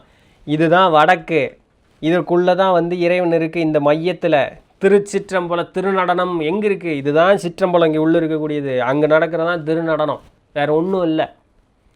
இதுதான் வடக்கு. கங்கை நீர் இங்கே தான் சுரக்கும். கங்கையில் மூழ்கினா பாவம் கழியுங்கிறது இந்த கங்கை. இங்கே வரக்கூடிய ஆகாய கங்கையிலிருந்து வரும்பொழுது என்ன வருது? ஞானம் வருது. ஆகாய கங்கையிலேருந்து, ஆகாய கங்கையிலேருந்து இங்கே கொட்டுறது என்ன? ஞானம் வருங்கிறது தான் அது. யாருக்கு இது புரியறது இல்லை. அதுவும் வடக்கு நாட்டுக்காரங்களுக்கு அவங்களுக்கு நீங்கள் என்ன சொன்னாலும் அவன் மண்டையில் ஏறவே ஏறாது. அவங்களுக்கு எல்லாமே கண்ணு முன்னாடி தெரிஞ்சது தான். அவனை நீங்கள் உளுந்துண்டே போடா போய் எல்லாம் அங்கே பிரவேசம் பண்ணுறா, 10 கிலோமீட்டர் சுற்றுறான்னா சுற்றுவான், மாஞ்சு சுற்றுவான், சுற்றி இப்படியே நின்றுக்குவானு. இது இப்போ என்னென்னா அந்த ஆந்திரா கர்நாடகா வரைக்கும் போயிடுச்சு. மலையாளத்துக்காரங்க நல்லா அவங்களுக்கு விஷயம் தெரியும், வெளியவே காட்டிக்க மாட்டாங்க. மலையாளத்துக்காரங்க இருப்பாங்க, ஆனால் எல்லா மேட்டரும் தெரியும். அவங்களுக்கு பயங்கரமான தாந்திரிகவாதி, அவங்க எல்லா மேட்டரும் தெரியும். ஆம்பளை பொம்பளை எல்லாத்துக்கும் தெரியும். கப்பு சிப்புன்னு இருப்பாங்களே, பேசவே மாட்டாங்க. மலையாளத்துக்காரங்க அந்த வகையில் பயங்கர இது. தமிழால் வந்து கேள்வி கேட்பான், அங்கே பிரதர்சனம் பண்ணுமா? ஏன் சும்மா கும்பிட்ட சாமி கேட்காத, கேட்டுச்சு என்கிட்ட வந்து சாமி அங்கே பிரதர்சனம் பண்ணுன்னு சொல்லி கேள்வி கேட்பான். இந்த கேள்வியை அவனுக்கு ஒரு அட்வான்டேஜ் கொடுக்குது. ஏன்னா அவனுக்கு அடுத்து தேடுறதுக்கு வைக்குது. அப்படி தேடுறதுனுடைய வெளிப்பாடு தான் சித்தபெருமக்களினுடைய பொக்கிஷம் போல் இருக்கக்கூடிய நூட்கள் இங்கே இருக்கிறதுக்கு உண்டான காரணம் தான். அட்லீஸ்ட் இவனாவது வெளியே போய் சொல்லுவான் மேலே இருக்கிற மந்திகளுக்குன்னு சொல்லி அவங்க சொல்லி வச்சுட்டு போனாங்க. ஆனால் வடநாட்டிலையும் தான் சமஸ்கிருதம் உயர்ந்தோங்கி இருந்த ஒரு இடமாக இருந்தது. ஏன் அதுலேருந்து இதில் நம்ம யோக வாசிஷ்டம் பார்த்தோமே, சமஸ்கிருத நூலில் மொழியில் எழுதினது தான் தமிழாக்கம் பண்ணி நமக்கு கொடுத்தாங்க. திரு எஸ்வி கணபதி அப்படின்னு சொல்லக்கூடியவர் தமிழாக்கம் பண்ணி கொடுத்தாரு நமக்கு. அதை பார்க்கலையா? அதில் பூரா எல்லா நல்ல விஷயம் சொல்லியிருக்கேன். எல்லா தாந்திரிக நூட்களும் சமஸ்கிருதத்தில் இருக்கக்கூடியது தானே. அப்போது மொழி பிரச்சனை கிடையாது. சரி, இப்போ வடக்கு நாட்டான நம்ம வந்து மோசம் சொன்னால், இப்போ நம்ம ஊரில் இருக்கிறவங்க மட்டும் எல்லாம் பெரிய புத்திசாலியாக, இப்போ வடக்குன்னு சொன்னால் எல்லாருமே இமாலயாஸ் ஓடிக்கிட்டு இருக்கானுங்க, எல்லாம் வந்து பேக்கேஜ் போட்டுக்கிட்டு ஓடிக்கிட்டு இருக்காங்க. அதில் இப்போல்லாம் ஆன்மீக குருமார்கள் இல்லை பெரிய மேடை பேச்சாளர்கள்னு எல்லாரும் அதை கூப்பிட்டு போய் காசு சம்பாதிச்சிக்கிட்டு இருக்காங்கன்னா பரவாயில்ல, மனுஷன் நல்லா இருந்தால் சரி, அவ்வளோதானே. ஆனால் இங்கே இருக்கிற வடக்கு போய் நிஜமான வடக்கில் தேடி என்ன கிடைக்க போகுது? அங்கே போனால் மலை இருக்கா? இருக்குது சாமி. அங்கேருந்து நதி ஓடி வருதா? ஓடி வருது சாமி. அதில் போய் அந்த மலையில் போய் அந்த இடத்துல நேரம் செலவு பண்ணால் நமக்கு நல்லது நடக்குமா? ஆகும் சாமி. ஏன்னா பூரா மூலிகை காற்று மரமட்டையாக சுத்தபத்தமாக காற்று இருக்குங்க, அதனால பூரணமான பிராணவாயு கிடைக்கும், நல்லா இருக்கும். ஆகும் சாமி. ஓகே. இந்த மாதிரி மூலிகை செடி மரமட்டை எல்லாம் தாண்டி ஓடி வர நதி மருத்துவ குணத்தோடு இருக்கும், அதில் குளித்தா நல்லது நடக்குமா? ஆகும் சாமி. அதனால புண்ணியம் கிடைக்குங்கிறதெல்லாம் கிடையாது. அதனால நீ ஞானம் பெற்றுவன்லாம் கிடைக்காது. அங்கே உடலுக்கு நன்மை ஏற்படுமா, மனதிற்கு ஒரு வகையான அமைதி ஏற்படுமா? 100% ஏற்படும், இல்லைன்னு சொல்கிறதுக்கு இல்லை. அங்கே போனால் நான் புண்ணியமாயிருவேன், அங்கே போனால் என்னை வந்து சாமி கையோட வாடா ராஜ்குட்டி அப்படின்னு கூப்பிட்டு போயிருங்கிறதெல்லாம் கிடையாது. சரிங்களா? ஸோ அதுக்கு வந்து உள் சென்ற உள்கடை, அதுதான் கடவுள். தெய்வம் உள் தேய தேய தேய நானென்ற அகம்பாவம் குறைய குறைய குறை இறைவனுடைய திருக்காட்சி நமக்கு கிடைக்கும். சரிங்களா? நம்ம இதை என்ன சொல்கிறாங்க, நம்மளுடைய இந்த புருவ மத்தி இருக்கு பாருங்க,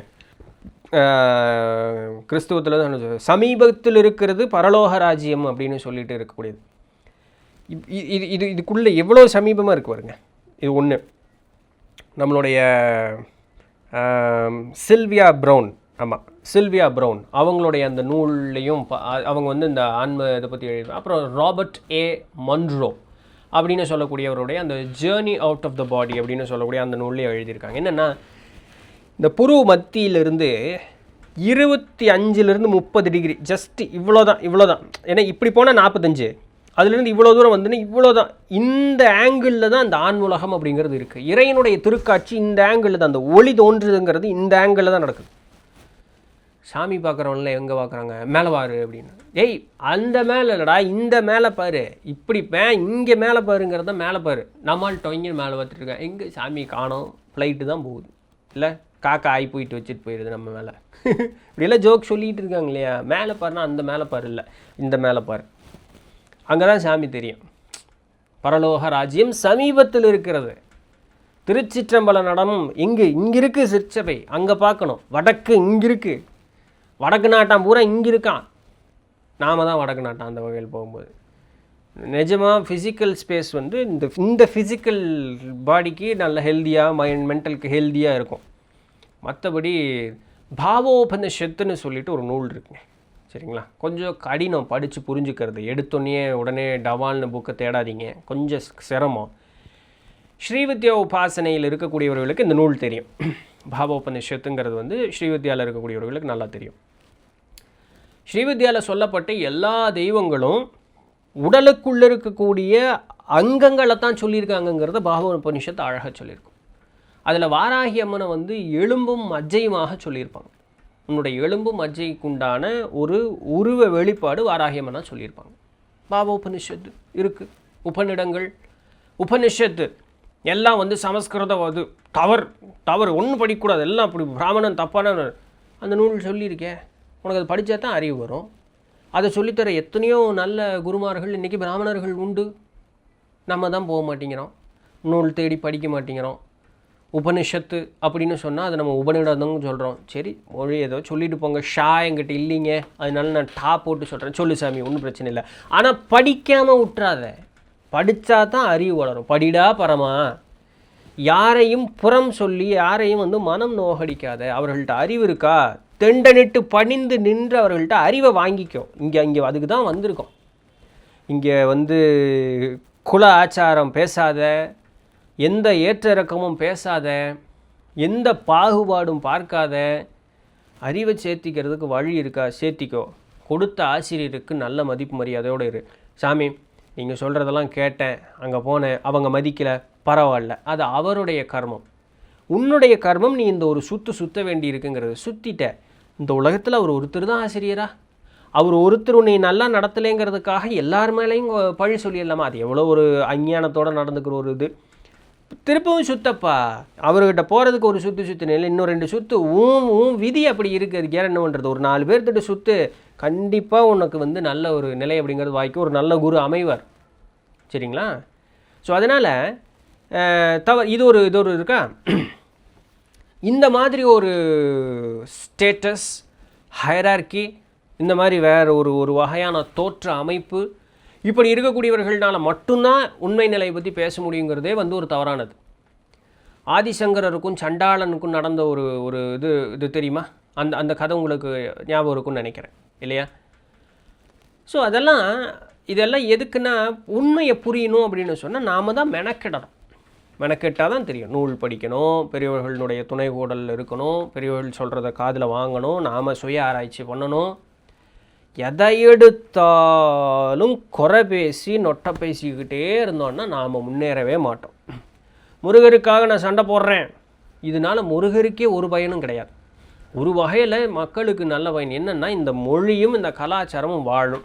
சரி, ஒரு 2 திருக்குறளுக்கு பொருள் சொல்லையா அப்படின்னு கேட்டால் தெரியாது. மொழியும் கலாச்சாரத்தையும் வாழ வைக்கிறேன்னு சண்டை கட்டுறவனுக்கு மொழியும் கலாச்சாரத்தை பற்றியுமே தெரியறதில்ல. அதுக்குள்ளே என்ன நூல் இருக்குது, என்ன அந்த நூலினுடைய சிறப்பு என்ன, நீ எத்தனை 1000 வருஷம் நீ பழமையானவன், உன்னுடைய சிறப்பு என்ன, ஒன்றும் தெரியறதில்ல. மூர்க்க மாதிரி சண்டை மட்டும் போடுறானுங்க. இந்த வேல்கம்பு பிடிச்ச பசங்களுக்கு அறிவு இருக்காதுன்னு சொன்னால் அப்படி தான் இருக்கும். மாறணுங்க, வேல்கம்பு பிடிக்கிற தப்பு இல்லை, அந்த வேலையும் கம்பையும் வந்து எப்படி பயன்படுதுன்னு தெரிஞ்சு பிடிக்கணுமில்ல, அந்த அறிவு இருக்கணுமில்ல. அது அப்படி தான் எல்லா அறிவும் வளர்ந்துக்கிட்டே வந்துக்கிட்டே இருக்கணும். இல்லைன்னா கஷ்டம். இன்னியும் வந்து போய் சண்டை கட்டி பயனற்ற ஒரு காரியமாக போயிடும். ஸோ வடக்குங்கிறது இங்கே தான் இருக்குது. அதனால தான் இதெல்லாம் சிதர் நூட்களில் படிக்கும்போது தெரியும். மலை ஏறுதல், மலை ஏறி இது இமயத்திற்கு செல்லுதல். ஸ்ரீசக்கரத்துக்கு என்ன பேர்? அதற்கு பேர் என்ன? வேறு ஒரு பேர் இருக்குது. ஸ்ரீசக்கரத்துக்கு வேறு ஒரு பேர் இருக்குது. என்னென்னு சொல்லுங்க பார்ப்போம். சரி, நீங்கள் தேடி பாருங்கள். ஸ்ரீசக்கரத்து ஈஸியாக கண்டுபிடிச்சிடலாம். ஸ்ரீசக்கரம், ஸ்ரீயந்திரம், அதற்கு வேறு ஒரு பேர் இருக்குது. அது மலையோடு ஒப்பிட்டு தான் சொல்லுவாங்க. கண்டுபிடிங்க பார்ப்போம். எல்லா சூப்பர் ஹீரோவும் அமெரிக்காவில் பிறக்கிற மாதிரி எல்லா கடவுள்களும் வடக்கில் தான் பிறப்பாங்க. ஏன் நம்ம ஊர்லெல்லாம் பாவப்பட்டோம்னா அப்படி என்ன? இங்கே தான் முருகரை தூக்கி வச்சு கொண்டாடிட்டு இருக்காங்க. தமிழ் ஆராய்ச்சியாளர்கள்ட்ட கேட்டிங்கன்னா திருமாலிருந்து, கிருஷ்ணர்லேருந்து, சிவபெருமான்லேருந்து எல்லாமே இங்கே தான் பிறந்ததாக தான் சொல்லப்படுது. பாண்டிய அரசர் யார்? சொக்கநாத பெருமான் யார்? அவருக்கு பிறந்த உக்கிரபாண்டியர் யார்? எல்லாம் இங்கே பிறந்த ஆளுக்கு தானே. தமிழ் ஆராய்ச்சியாளர்கள்ட்ட தேடினா கேட்டால் கிடைக்க போகுது. நம்மளுக்கு வண்டியை வச்சுருப்பாங்க. மதுரை அப்படின்னு சொல்லக்கூடியதை தான் மதுரான்னு சொல்லி வடக்கு நாட்டாக மாற்றிட்டான் அப்படின்னு சொல்லி ஒரு கூற்று இருக்குது. இந்த ஆட்டோபயோகிராஃபி ஆஃப் யோகி தானே, அது நூல்லையே வந்து மதுரான்னு எழுதியிருக்க மாட்டாங்க, மதுரைன்னு அந்த மாதிரி ஒரு ஸ்லாங்கில் தான் எழுதியிருப்பாங்க. அந்த நூலை காணோம், எங்கே வச்சுன்னு தெரியல.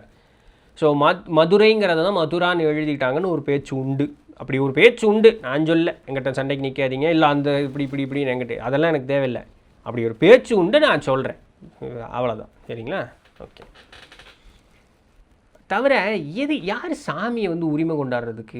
இது ஏன் சாமி? சாமியில் எப்படி போய் ஏன் சாமி உன் சாமி ஆகும்? அது சாமி தானே, அது சாமி பொதுவானதானே. சாமி எப்படி உரிமை கொண்டாடுறது? நான் ஒரு வழியில் ஒரு வழக்கை வைத்திருக்கிறேன், இதை தான் நான் பண்ணுவேன் அப்படின்னு சொன்னால், நான் பின்பற்றக்கூடிய வழக்கை என்னுடைய பிடிச்ச மாதிரி பண்ணுறேங்க, நான் அதை அப்படி தான் பண்ணுவேன்னு சொல்கிறேன். ஓகே, அது கூட ஒரு பரவாயில்ல. ஏன்னா எனக்கு பிடிச்ச மாதிரி, எனக்கு தெரிஞ்ச மாதிரி, என்னுடைய மூதாதையர்கள் எனக்கு சொன்ன மாதிரி நான் வழிபடுறேன்னு சொன்னால் பரவாயில்ல. நான் கெடா வெட்டி தான் கும்பிடுவேன், கும்பிட்டு போ சாமி. இல்லைங்க, நான் சக்கரை பொங்கல் படைச்சி தான் கும்பிட்டு போச்சு, அது என்னுடைய வழக்கம். அதை பற்றி நான் இது பண்ணல. ஆனால் அதற்காக அந்த சாமி எப்படி கிளைம் பண்ணுறது? இது ஏன் சாமி அப்படின்னு சொல்லிட்டு சாமி யாரும் கிளைமெல்லாம் பண்ண முடியாது. அது இறங்கக்கூடிய ஆற்றல், அது எல்லா இடத்துலையும் இருக்கக்கூடிய ஆற்றல். யாரும் கிளைம் பண்ண முடியாது சாமியை. அது மக்கள் மத்தியில் இன்றைக்கி அது ஒரு மோசமான ஒரு விஷம் போல் பதிந்த ஒரு இதையாக போச்சு. தீபா லக்ஷ்மி அவங்க என்ன சொல்கிறாங்க, நான்வெஜ் சாப்பிடுவதனால கர்மாவா ப்ரோ அப்படின்ட்டு. சாப்பிட்டாலே கர்மா தாங்க. சாப்பாடுங்கிறதே கர்மம் தான். கர்மம்னா என்ன? செயல். சாப்பாடுங்கிறதே ஒரு செயல் தான். அந்த செயல் வினை என்னன்னு அடுத்த நாள் காலையில் வினை தெரியும். காரமாக சாப்பிட்டா ஒரு மாதிரி வினை இருக்கும், சமூகமாக சாப்பிட்டா சுமூகமாக வினை இருக்கும், அவ்வளோதான். சரிங்களா? சாப்பிட்டாலே வினை தான். பிரியா அவங்க என்ன கேட்குறாங்கன்னா, இன்றைக்கி என்ன கர்மம் சம்மந்தமானது? கர்மம் என்றது எது பண்ணாலும் திருப்பி ப்ராபபிலிட்டி மாதிரி ஒன்றுக்கும் நம்மக்கிட்ட வரும். அப்போது சோல் கைடு ஓகே, ஸோ நம்ம ஏதாவது பண்ணால் அது நம்மக்கிட்ட வரும் அப்படிங்கிறனால நம்மளுடைய ஆன்ம குருமார்கள் இருக்காங்கள, அவங்க கைட் பண்ணுறது அவங்களுக்கு ஒரு கர்மாவாக வந்து அதை அவர்களை திருப்பி இது பண்ணி அவங்களே ஸ்டூடெண்ட்டு குருவாகலாம் வரமாட்டாங்களா? திருப்பி எவர் ஸ்டூடெண்ட்டாக இருப்பார் அப்படின்னு அவங்க என்ன கேட்குறாங்கன்னா, நமக்கு கைட் பண்ணுறதுனால அவருக்கு ஒரு பிறப்பு ஏற்பட்டு நாம் பெரிய ஆளாகி நாம் குருவாகவும் அவர் ஸ்டூடெண்ட்டாக வந்துருச்சுன்னா அப்படிங்கிற மாதிரி அப்படி நடக்காதுங்க. ஏன் நடக்காது? காரணம் இருக்குது, எல்லாத்துக்குமே காரணம் இருக்குது. ஏன்னா சும்மா அப்படி நம்ம ஊரில் வந்து இந்த படித்து டிகிரி வாங்கிட்டான் அப்படிங்கிறதுக்காக தகுதி இருக்குதோ இல்லையோ ஒரு வேலையை போட்டு கொடுத்துட்றாங்க பார்த்தீங்களா? அதுக்கப்புறம் இவனை போய் வேலைக்கு வச்சேன் பாரு அப்படின்னு சொல்லி இது பண்ணுறாங்களே. யாரையும் சுட்டி காட்டல, பொதுவாக சொல்லிகிட்டு இருக்கேன். தகுதி இருக்கோ இல்லையோ வேலை கொடுத்துட்றாங்கங்கிறது வந்து எல்லா இடத்துலையும் நடக்கிறது தானே. அதனால் யாரையும் தனிப்பட்டெல்லாம் சொல்லலை. அதுபோல் ஆண் மூலத்தில் அப்படி இல்லை, நடக்காது. தெளிவாக தகுதியை சோதித்து பார்த்து இவர்களுக்கு அந்த ஒரு வழிநடத்தி செல்வதற்குண்டான தகுதி இருக்கா, ஒரு செயல் செய்வதனால அந்த செயலை நான் செய்கிறேன், இது என்னுடைய மாணவர்கள் அப்படிங்கிற ஒரு பிடிப்பு அப்படிங்கிறது அவரிடமிருந்து நீங்கியதா, அந்த செயல் இறைவனுடைய செயல், நான் இறைவனுக்கு பணியாளன் அப்படின்னு சொல்லக்கூடிய அந்த ஒரு எண்ணம் அவர்களிடம் கூடி இருக்கிறதா, அதெல்லாம் பார்த்துட்டு தான் அந்த போஸ்டிங் கொடுப்பாங்க. ஸோ ரேண்டமாக அப்படியேப்பா நீ ஒரு 10 தடவை பிறந்துட்டியா, சர்டிஃபிகேட் இருந்தா எழுதி தந்துடுறப்பா, நீ உனக்கு சர்டிஃபிகேட் இருக்கிறதுனால உனக்கு அரசு பதவி பெரிய பெரிய பதவியெல்லாம் கிடைக்கும் அப்படியெல்லாம் நடக்காதுங்க. சரிங்களா? அருமை தங்கை நந்தினி சூரியகுமார் அவங்க என்ன இது பண்ணுறாங்கன்னா, ஒரு ஸ்டேட்மெண்ட் சொல்கிறாங்க கேள்வியில். பட்டர்ஃப்ளை எஃபெக்ட் போல் நம்ம நிறைய படங்கள்லாம் பார்க்குறோம். ஸோ அதில் வந்து நிறைய இந்த அழிவு சம்மந்தமான இதெல்லாமே நடக்குதில்ல. ஸோ ஒரு பட்டர்ஃப்ளை எஃபெக்ட் போல் அது தொடர்ந்து நம்மளுடைய எண்ணத்தினுடைய வெளிப்பாடுனால கூட இதனுடைய சீற்றங்கள் வரும் இல்லை அப்படின்னு சொல்லிட்டு வாய்ப்புகள் உண்டு, இல்லைன்னு சொல்கிறதுக்கு இல்லை. ஏன்னா ஒரு நம்ம பிகமிங் சூப்பர் நேச்சுரலில் டாக்டர் ஜோ டிஸ்பென்சாவோட இது பார்த்தோம் இல்லையா, ஒரு 5000 பேர் 7000 பேர்லாம் அந்த போர் நடக்கக்கூடிய ஊருக்கு கொஞ்சம் பக்கத்தில் தள்ளி இருந்துட்டு இந்த 7000 பேர் பக்கம் தியானம் பண்ணும்போது அந்த போரும் அங்கே நடந்த நிறைய இன்னல்கள் வந்து கிட்டத்தட்ட 3/4% மேலே குறைஞ்சிது அப்படிங்கிற மாதிரிலாம் பார்த்துருக்கோம். ஸோ அந்தளவுக்கு நம்மளுடைய ஃபோக்கஸ் ஒரு இடத்துல வைக்கிறோம் அப்படின்னு சொன்னால் நடக்கும். ஆனால் என்னென்னா நமக்கு வந்து அந்த பெரியவர்கள் போல் சிதர்கள் போலவோ தெய்வங்கள் போலவோ இருக்கக்கூடிய அளவுக்கு அந்த ஒரே ஃபோக்கஸில் டப்புன்னு பெரிய அளவில் மாற்றத்தை கொண்டு வரக்கு நம்மளால் முடியறது. வித்த தெரியல, அவ்வளோதான், வேறு ஒன்றும் இல்லை. அதற்குண்டான முயற்சிங்கிற நம்ம எடுக்கிறது இல்லைங்கிறனால அதனால் ஒரு பெரிய க்ரௌட் அப்படிங்கிற நமக்கு தேவைப்படுது. பட் இருந்தாலுமே நம்மகிட்டே அந்த ஒரு இது எப்படி வேலை செய்யணும், தொடர்ந்து அந்த காரியத்தையும் ஒரே நிலையோட நினச்சிக்கிட்டே இருந்தோம்னா அது நடந்துடும். ஸோ அதனால் பரவாயில்ல, இட் இஸ் அன் என்டர்டெயின்மெண்ட்டுன்னு பார்த்துட்டு போனால் ஓகே. பட் அதை பொறுத்து நிறுத்தி இது அப்படி இது இப்படி நான் என்ன கஷ்டப்படுறதுக்கு இந்த உலகமே அழிஞ்சன்னு ஒரு அம்மா அப்படி சொல்லிட்டு இருந்தாங்க கொஞ்ச நாள் முன்னாடி. அவங்கள காணோம், இப்போ எங்கே போனாங்கன்னு தெரில. என் பையன் செத்து போயிட்டான், அதனால நான் ரொம்ப வருத்தத்தில் இருக்கேன், அதனால் இந்த உலகமே அழியிட்டும் அப்படின்னு சொன்னாங்க. சரி, அது அவங்களுக்கு பாவம் வருத்தத்தின சொல்கிறது. பட் அப்படியெல்லாம் சொல்லக்கூடாது. அப்படி அந்த மாதிரி ஒரு எண்ணத்தை வளர்த்தி கொள்ளக்கூடாது, அதுதான் தவறு. விஜய் அவங்க என்ன கேட்குறாங்கன்னா, 14,500 ஆண்டுகளுக்கு முன்னதாக பலூன்கள் இருந்ததா அப்படின்னு ஒரு கேள்வி கேட்குறாங்க. அந்த தியாவோபா ப்ரொஃபஸியில் ஏங்க அவங்க பறக்கிற பிளாட்ஃபார்மு, இன்டர் டிமென்ஷனல் ட்ராவலு, பிரமிடை கட்டி பக்கத்தில் இருக்க எங்கேயும் நட்சத்திர மண்டலத்தில் இருக்கக்கூடியவங்கள்ட்ட பேசிகிட்டு இருக்காங்க, ஒரு பலூன் விட மாட்டாங்களா? என்னங்க குழந்தனமாக ஒரு கேள்வி. நீ ஏன்டா எடுத்தேன் அப்படின்னு இதை சொல்கிறதுக்காக தான் எடுத்தேன், வேறு ஒன்றும் இல்லை. ராஜேஷ் டி அவங்க என்ன கேட்குறாங்கன்னா, அதே தியாவோபா ப்ரொஃபஸி தான். இந்த நூலில் பார்த்தீங்க அப்படின்னு சொன்னால் ஆஃப்ரிக்கன்ஸ், சைனீஸ், ஒயிட் பீப்புள் எல்லாம் வேறு பிளானட்லேருந்து வந்திருக்காங்க. அரபியர்கள் வந்து சீனர்களும் கருப்பர்களும் சேர்ந்து அவங்களுக்கு குழந்தையாக பிறந்தவங்க அப்படின்னு சொல்லி அவங்க வர்றாங்க. அப்போ தமிழ் மக்கள் முதல்ல வரலையா? அது கூட பரவாயில்ல. இந்த இன்வேடர்ஸ் அதாவது வந்து பிடிச்சாங்க பார்த்தீங்களா, அவங்களுக்கு முன்னாடி பூமியில் வந்து மனிதர்கள் இல்லைன்னு சொல்கிறது ஒத்துக்க முடியல. இது ஏதோ ப்ரொபகேண்டா புக் மாதிரி இருக்குது. அப்போ இந்தியன்ஸ் எல்லாரும் சைனீஸ்கிட்ட இருந்து வந்தவங்களா? எப்படி இந்த ஒரு முடிவுக்கு வந்தீங்க? முதல்ல தமிழன் தான் வந்தாங்கிறதுக்கு எது இது இருக்குது? இல்லை முதல்ல இந்த மாதிரி பூமிக்கு மனுஷன் வந்து இங்கே ஏதாவது அப்படி முளைச்சிட்டாங்கன்னு நீங்கள் நினச்சிக்கிட்டு இருக்கீங்களா? திடீர்னு அப்படியே ஒரு மனுஷங்கிற உருவம் இங்கே வந்துருச்சு, ஆதாமும் ஏவாள்னு சொல்கிறாங்களா, அந்த மாதிரி அப்படி சாமி கொடுத்து நம்ம கதையெல்லாம் சொல்லிக்கிட்டு இருக்கோம்ல, அந்த மாதிரி அப்படி திட்டுதுப்புன்னு முளைச்சிட்டாங்களா? எங்கேயும் எப்படி ஆதாம மேவலை வந்தான், இறைவன் படைத்தான், ஈஸியஸ்ட் எக்ஸாம்பிள். ஏன்னா அதுதான் கேள்வியே கேட்க முடியாது. ஏன்னா அமெரிக்காக்காரன் வந்து அவனுடைய கரன்சி ஈக்குவேட் எதுலடா பண்ணிகிட்டு இருக்க, இந்தியா மாதிரி நாடுகள்லாம் பார்த்தீங்கன்னா தங்கத்தில் ஈக்குவேட் பண்ணுறாங்க. அதனால் நீங்கள் உங்களுடைய ரிசர்வில் வந்து இவ்வளோ தங்கம் இருக்குது, நாட்டில் வந்து இவ்வளோ பணம் இருக்குன்னா அந்த பணத்துக்கு ஈடாக இருக்கக்கூடிய தங்கத்தினுடைய மதிப்பு இங்கே இருக்குதுன்னு வச்சு காட்டணும். அமெரிக்காக்காரன் என்ன பண்ணிகிட்டு இருக்கான்னா, அதனால தான் அரபு தேசங்கள் எங்கெங்கெல்லாம் எண்ணெய் இருக்கோ எண்ணெய் எல்லாம் ஓடி பிடிச்சிக்கிட்டு இருக்கான். என்னடா பண்ணுறேன்னா அவனுடைய கரன்சியை ஆயில் கூட ஈக்குவேட் பண்ணிட்டான். உங்களுக்கு எல்லாம் நிலத்தை பூரா தோண்டி பார்த்து இவ்வளோ தான் எண்ணெய் இருக்குன்னு உங்களால் சொல்ல முடியும். அவன் புத்தி எந்த அளவுக்கு இதாக இருக்குது பார்த்தீங்களா, யூதர்கள்னு சொல்லுவாங்க. அவன் புத்தி எந்த அளவுக்கு போகுது பார்த்தீங்களா. அப்போது அந்த மாதிரி ஏதாவது ஒரு பதில் தெரியல. சாமி சொல்லிச்சு ஆதாமும் மேவாலும் எப்படி வந்தார்கள், இறைவனால் படைக்கப்பட்டார்கள். யாருக்குடா தெரியும், சாமி சொல்லிச்சுடா, அது அப்படி தான்டா என்னுடைய நூல் சொல்லுது, நான் நூலை நம்புகிறேன், நூலை நம்பலாம்டா, நான் அதுக்காக கேள்வியே கேட்கக்கூடாதடா அப்படின்னா கேட்கக்கூடாது. ஏன்னா சாமி சொல்லிச்சு, வேணா போய் சாமிகிட்ட கேளுன்னு போயிடுவானுங்க. எப்படி வேணாலும் நடந்துருக்கலாங்க, இந்த நூலில் சொன்னதும் உண்மைன்னு நமக்கு தெரியுமா, தெரியாது. ஆனால் பாசிபிலிட்டி இருக்கா, இருக்கலாம்ல, யாருக்கு தெரியும். நம்ம இவ்வளோ நாள் நீங்கள் இதை நம்பிக்கிட்டு இருந்தீங்க, தமிழன் தான் முதல்ல வந்தான்னு சொல்கிறதே எவ்வளோ பெரிய ஒரு முட்டாள்தனம் இருக்குது. அது எப்படி சொல்கிறது, நம்ம ஆள் தான் முதல்ல இந்த பூமியில் அவன் தான் இருந்தான் அப்படின்னு சொல்லி எப்படி சொல்கிறது. ஸோ தமிழ்ங்கிற ஒரு மொழி, தமிழி பிராமி எழுத்துக்களுக்கு கூட போகாதீங்க. தமிழின்னு சொல்லக்கூடிய ஆதி தமிழனுடைய அந்த தமிழின்னு சொல்லக்கூடியதனுடைய அந்த எழுத்து வடிவம் இன்றைக்கி பார்க்குற தமிழ் இல்லையே. தமிழனே பல பரிமாண மாற்றத்துக்கு உட்பட்டுட்டானே இல்லையா. ஸோ அப்போ ஆதி தமிழன்லாம் பார்த்தீங்கன்னா நீ தமிழனே இல்லைன்னு சொல்லிட்டு போயிடுவீங்க. இன்றைக்கி இருக்கக்கூடிய தமிழன்லாம் உன்னை பார்த்தா தமிழ் மாதிரி இல்லையே அப்படின்றாங்க. அதனால் அப்புறம் எப்படி அந்த வார்த்தையை சொன்னீங்க, சைனாக்காரன்லேருந்து தான் இந்தியன்ஸ் வந்தாங்க அப்படின்னு சொல்லிட்டு அந்த நூலில் கூட அப்படி ஒரு வார்த்தையை சொல்லலையே. அவர்கள் தமிழர்கள் இருந்தாங்கன்னு சொன்னாங்க, அவ்வளோ மட்டும்தான் சொன்னாங்க. மித்த அவங்க வந்து எதையுமே பேசவே இல்லையே. அவர்கள் இருந்தார்கள், அவர்களிடம் ஏற்கனவே ஒரு வகையான ஒரு மரபு முறை அப்படிங்கிறது, வழிபாட்டு முறை, பின்பற்றக்கூடிய கலாச்சார முறைங்கிறது ஒன்று இருந்தது. அவர்கள்ட்ட புதுசாக ஒன்றை கொண்டு போய் சொல்லி அப்பா இதெல்லாம் நல்லதுன்னு சொல்கிறதுக்கு கொஞ்சம் சிரமமாக இருந்தது. அதனால் இந்த மாதிரி நாங்கள் ஒரு தெய்வ வடிவம் கொண்டு வரும்பொழுது எங்களை அவங்க தெய்வமாக பார்த்தாங்க, தெய்வங்கள் வானிலிருந்து வந்ததாக பார்த்தாங்க, வழிபட்டாங்க. நாங்கள் சரி பரவாயில்ல, நல்லதை சொல்கிறோம், ஏதோ ஒரு வழியில் கேட்டேன்னா பரவாயில்லன்னு சொல்கிறதுக்காக நாங்களும் விட்டு இப்படி கலாச்சார மாற்றங்கள் அங்கே நடந்ததுன்னு தான் அவங்க சொல்லியிருந்தாங்க. அந்த நிலப்பரப்பில் இப்போது வந்து வெள்ளையர்கள் வேற்று கிரகத்திலேருந்து வந்தாங்க, இந்த அட்லாண்டிஸ் இதுக்கு போனாங்கன்னு தமிழர்கள் எப்படி வந்தாங்கங்கிறத பற்றி அவங்க பேசவே இல்லை. அதுதான் அங்கே முக்கியமாக. அவர்கள் எங்கிருந்து வந்தார்கள், யார் மூலமாக அவர்கள் பிறந்தார்கள், அதை பற்றி அவங்க பேசவே இல்லை. அதை முதல்ல நல்லா புரிஞ்சுக்கணும் நம்ம. அதனால் நாமளாக நம்மளுடைய ஒரு விறுவிறுன்னு அது எப்படி அப்படிங்கிறதுனா நாமளாக ஒரு கற்பனை உண்டு பண்ணிக்கிட்டே இருந்தோம்னா நமக்கு தேவையில்லாத டென்ஷன். சொன்னதை மட்டும்தான் நம்ம புரிஞ்சுக்கணும், நாமளாக கற்பனையெல்லாம் இது பண்ணக்கூடாது. சரிங்களா.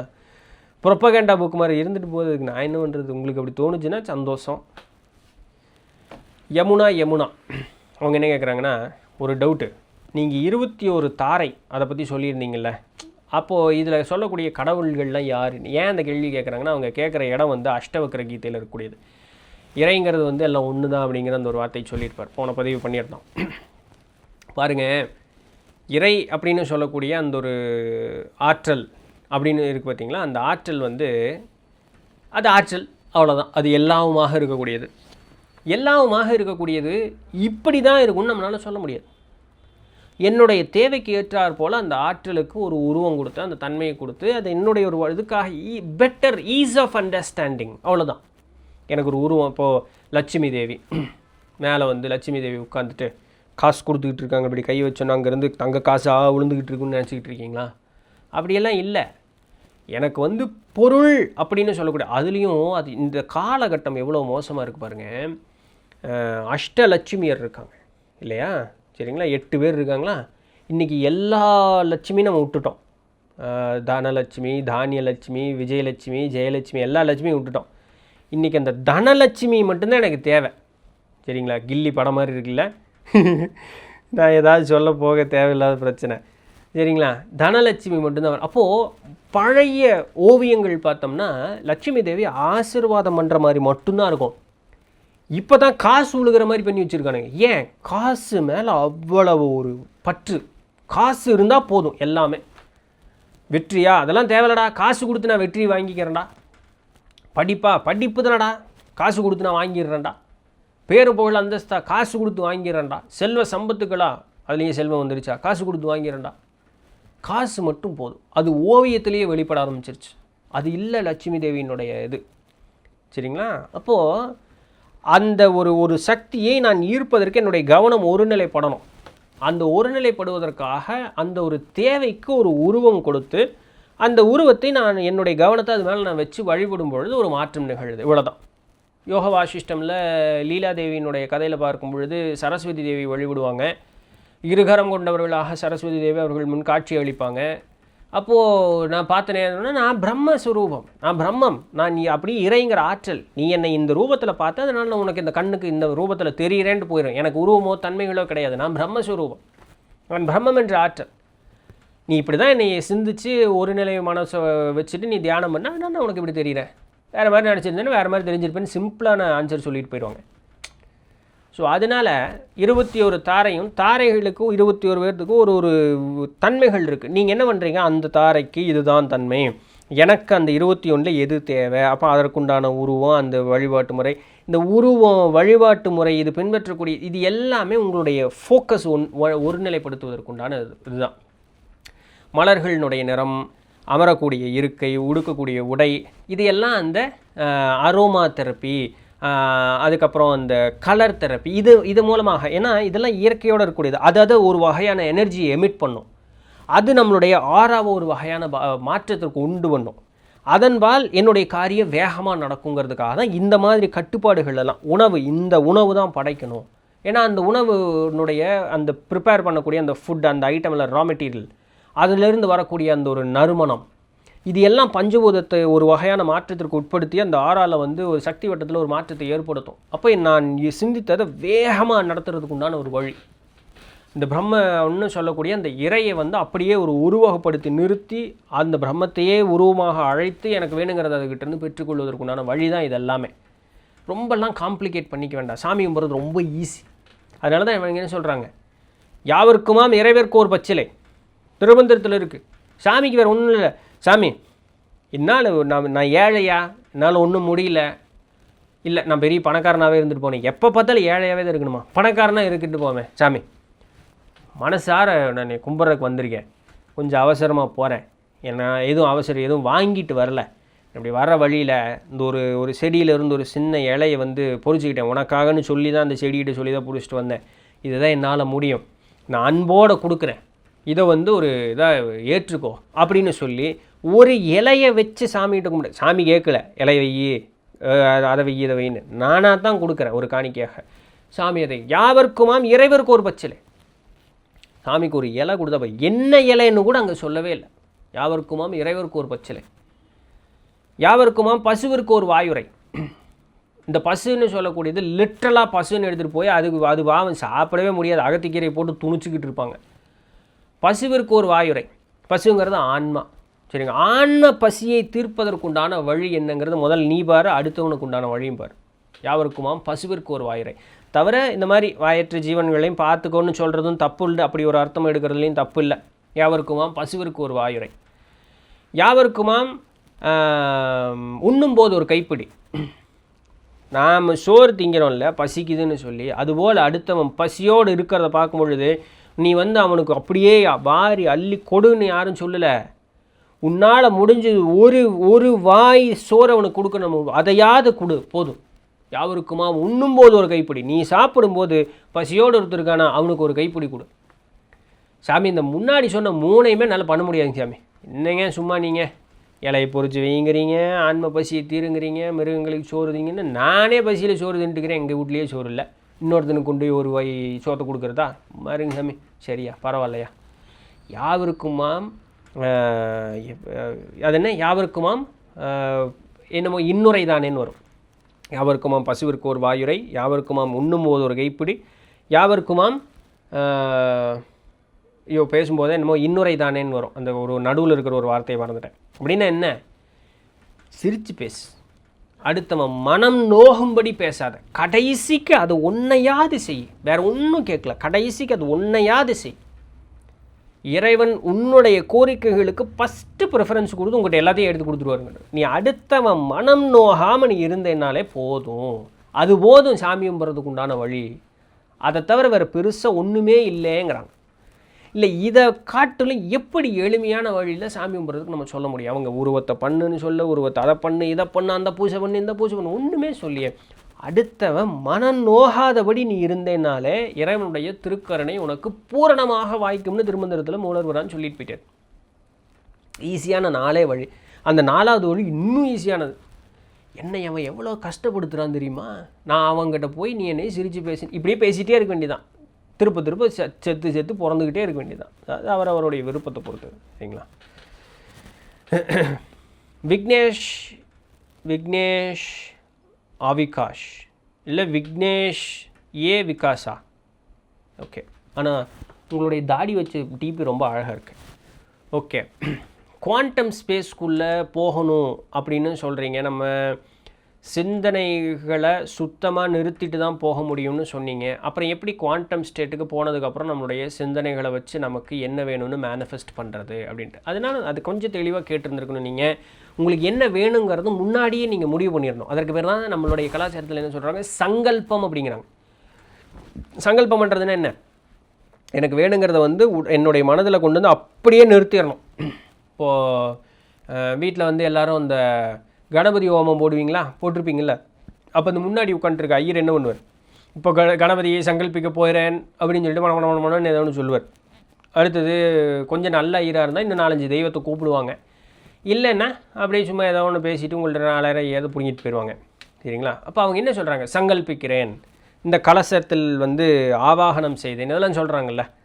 அப்போது அந்த தெய்வத்தினுடைய சக்தியை அங்கே கொண்டு வந்து அந்த கலசத்தில் வைக்கிறேன்னு சொல்லும்பொழுது அப்போ அந்த தெய்வத்தினுடைய உருவ அமைப்பு, அப்போ அதை சொல்லும்பொழுது அவங்க என்ன அந்த சமஸ்கிருத மொழியில் சொல்கிறாங்க நமக்கு புரியறதில்ல. சாமி பெரிய மந்திரம், எவ்வளோ பெரிய மந்திரம் சொன்னார். அப்படியே லிட்டரலாக தமிழில் டிரான்ஸ்லேட் பண்ணிங்கன்னு வச்சுக்கோங்களேன். 5 கரத்தனை, யானை முகத்தனை, இந்த நிலம்பரை போலும் எயிற்றினை, இதெல்லாம் தமிழில் சொன்ன வராதா? சாமி வராதா? நான் திரும்பவும் மொழி சண்டைக்காக நான் வரல. அவங்க அதில் சொல்கிறாங்க, நீ உங்களுக்கு சமஸ்கிருதம் தெரியலைங்கிறதுக்காக பொருள் புரியாமல் சொல்லிகிட்டு இருக்காதீங்கிறதுக்காக உங்களுக்கு என்ன மொழி தெரியுமோ அந்த மொழியில் சொல்லுங்கள். அதுக்கு தான் தாய்மொழி தான் என்றைக்குமே பெஸ்ட்டு. 5 கரத்தனை, சாமிக்கு 5 கை இருக்கா? அப்படி கற்பம் கண்ணை மூடிக்கணும். 5 கரத்தனை, சாமிக்கு 5 கை இருக்குங்க. எங்கேங்க? இங்கே 2, இங்கே 2 தான் போட்டால் போட்டிருக்கு. துதிக்கை அதான் 5வது கை. சரிங்களா? 5 கரத்தனை, வந்துருச்சுங்க உருவம், சூப்பருங்க. 5 கரத்தனை, யானை முகத்தனை, ஆமாங்க கரெக்டுங்க, யானை முகம், யானை முகத்தனை, இந்தின் இளம்பறை. அப்படின்னா என்ன? இந்துனா என்ன? இந்துனா நிலான்னு அர்த்தம். இளம்பறை எப்படி 3ஆம் பறை இப்படி அழகாக அப்படி இருக்கும். இந்த நிலம்பறை போலும் எயிற்றினை, அதுபோல் கொம்பு இருக்கான். கோடு அப்படின்னா அந்த கொம்புன்னு அர்த்தம். அதுபோல் அந்த வளைந்து இருக்கக்கூடிய அழகான அந்த துதிக்கு இது இருக்கான், கொம்பு இருக்கான். இந்த நிலம்பறை போலும் எயிற்றினை, நந்தி மகந்தனை. நந்திங்கிறது தலைவன் அர்த்தம். சரிங்களா? நான் ரொம்ப ஆழமாக போய் உடம்புக்குள்ளே சாட்டியெல்லாம் சொல்கிறேன், வெளிப்புறமாகவே சொல்கிறேன். நந்தி மகந்தனை யார்? அப்போ விநாயகர் யாருங்க அது? ஓ, சிவபெருமான். சரி. அப்போ அவருடைய புள்ள. ஓ, இப்படி ஒரு இன்ஃபர்மேஷன் வேறு இங்கே கொடுக்குறீங்க. ஓகே, சிவபெருமானோடைய பிள்ளையப்பா நந்தி மகந்தனை, ஞான கொழுந்தனை. ஓ, பெரிய அறிவில் பயங்கர சிறந்தவர் இருப்பார். அப்போது உருவம் வந்துருச்சு. 5 கை இருக்குது, யானை முகம் இருக்குது, அழகான அந்த ஒரு இது இளம்பறை போல் இருக்கக்கூடிய இது இருக்குது. போட்டால பார்த்த விநாயகர் அப்படியே கண்ணு முன்னாடி வந்து உட்காந்துட்டாருங்க. இவர் யார்? இவர் சிவபெருமானோடைய பையன். பெரிய ஆளப்பா. சரி. அவர் எவ்வளோ பெரிய ஆள்? ஞான கொழுந்தனை. அடடா, பெரிய ஆளாக இருக்கிற போல இருக்கே. ஞான கொழுந்து, எல்லா விதமான அறிவு ஞானங்களையும் உண்டார். சரி. அப்போ இவர்கிட்ட போய் சரண்டர் ஆகிட்டோம்னா எல்லாமே நடக்கும். ஓகே, ஃபைன், டன்னு. ஞான கொழுந்தனை, புந்தியில் வைத்து அடி போற்றுகின்றேனே. புந்தினா என்ன? புந்தினா மனம்னு அர்த்தம். சரிங்களா? புந்தியில் வைத்து அடி போற்றுகின்றேனே. அப்போ என்னுடைய மனதில் அவரை நிறுத்தி அவருடைய திருத்தாளை பணிந்து நான் வணங்குகிறேன்.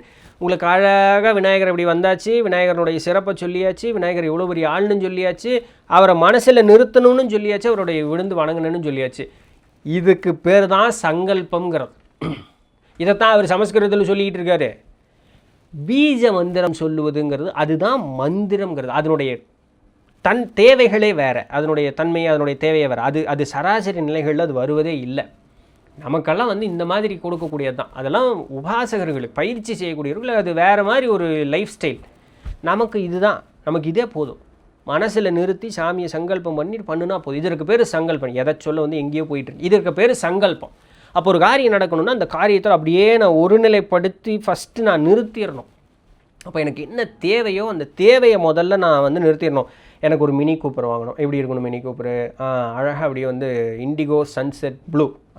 இண்டிகோ சன்செட் ப்ளூ சூப்பராக இருக்கியா? அப்போ ரிம் எப்படி இருக்கணும்? ரிம் எப்படி இருக்கணும்? கரெக்டு. நான் வந்து அது என்னங்க left hand drive right hand டிரைவ்ங்கிறாங்க. நம்ம ஊரில் வந்து ரைட் ஹேண்ட் டிரைவ் தானே. ரைட் ஹேண்ட் டிரைவில் இருக்குயா மினி கூப்பரு. அப்படியா? அப்போ ஸ்டேரிங் இந்த இடத்துல இருக்குது. சூப்பருங்க. ஓகே. இப்போ இப்படி இருக்குது. டேஷ்போர்டு இப்படி இருக்குது. இங்கே இந்த மாதிரி சீட்டு இப்படி இருக்குது. அடடா அது 2 டோர் தானம்மா, 4 இல்லையா? 2 டோர் தான், சீட்டு மடைக்கலாம். Okay fine. அப்போ 4 பேர் உட்காந்துக்கலாம். சீட்டு இப்படி இருக்குது. பயங்கர கம்ஃபர்டபுள். அப்படி உட்காந்து அருமையாக இருக்கேன். சீட்டுக்குள்ளே உட்காந்துருக்கிற மாதிரி இருக்கேன். ஏசி சில்லுன்னு இருக்குதுங்க. காரில் அப்படி போனால் அப்படி மெதப்பாக அப்படி இருக்குதுங்க. சூப்பராக இருக்குது. அப்படியே இந்த மினி கூப்பரில் போகும்போது அந்த இதெல்லாம் இப்படி இருக்குது. அதெல்லாம் சூப்பர். இப்போ இந்த மினி கூப்பரில் நான் அப்படியே உட்காந்துருக்கேன். அப்படி வீட்டுக்குள்ளே கொண்டு போய் இப்படியே இப்போ வண்டி நிறுத்துகிறேன். அது இப்படி தான் ரிவர்ஸ் எடுக்கிறேன். அப்படி வெளியே போகிறேன். ஒரே என்னை பார்க்குது. அப்படி ரேபன் கிளாஸ் எடுத்து போட்டு சூப்பராக அப்படி போகிறேன். இதுக்கு பேர் சங்கல்பம்னு பேர். நான் பூரா இமேஜ் அப்படியே கொண்டு வந்து நிறுத்திட்டேன். இப்போது இது உருவகப்படுத்துவதற்கு உண்டான எல்லா வேலையும் பண்ணிட்டேன். இப்போ இது சக்தியாக நான் மாற்றணும். அதற்கு நான் அந்த சக்திங்கிற நிலைக்குள்ளே போகணும். இதை தவிர வேறு எதுவுமே மனசில் இருக்கக்கூடாது. இந்த மினி கூப்பர் நான் எப்படி வாங்குகிறேன்? எனக்கு ஒரு கிஃப்டாக வந்ததுங்க. இந்த மினி கூப்பர்னு சொல்லிக்கிட்டே இருந்ததுனால இந்த பையன் பாவம் கதறிக்கிட்டே இருக்கான்னு சொல்லி எனக்கு ஒரு கிஃப்ட் பண்ணிட்டு போனாங்க. அவங்க பெரிய கோடீஸ்வரன். அதனால் ஈஸியாக கிஃப்ட் பண்ணிட்டு போயிட்டாங்க. அப்படியா?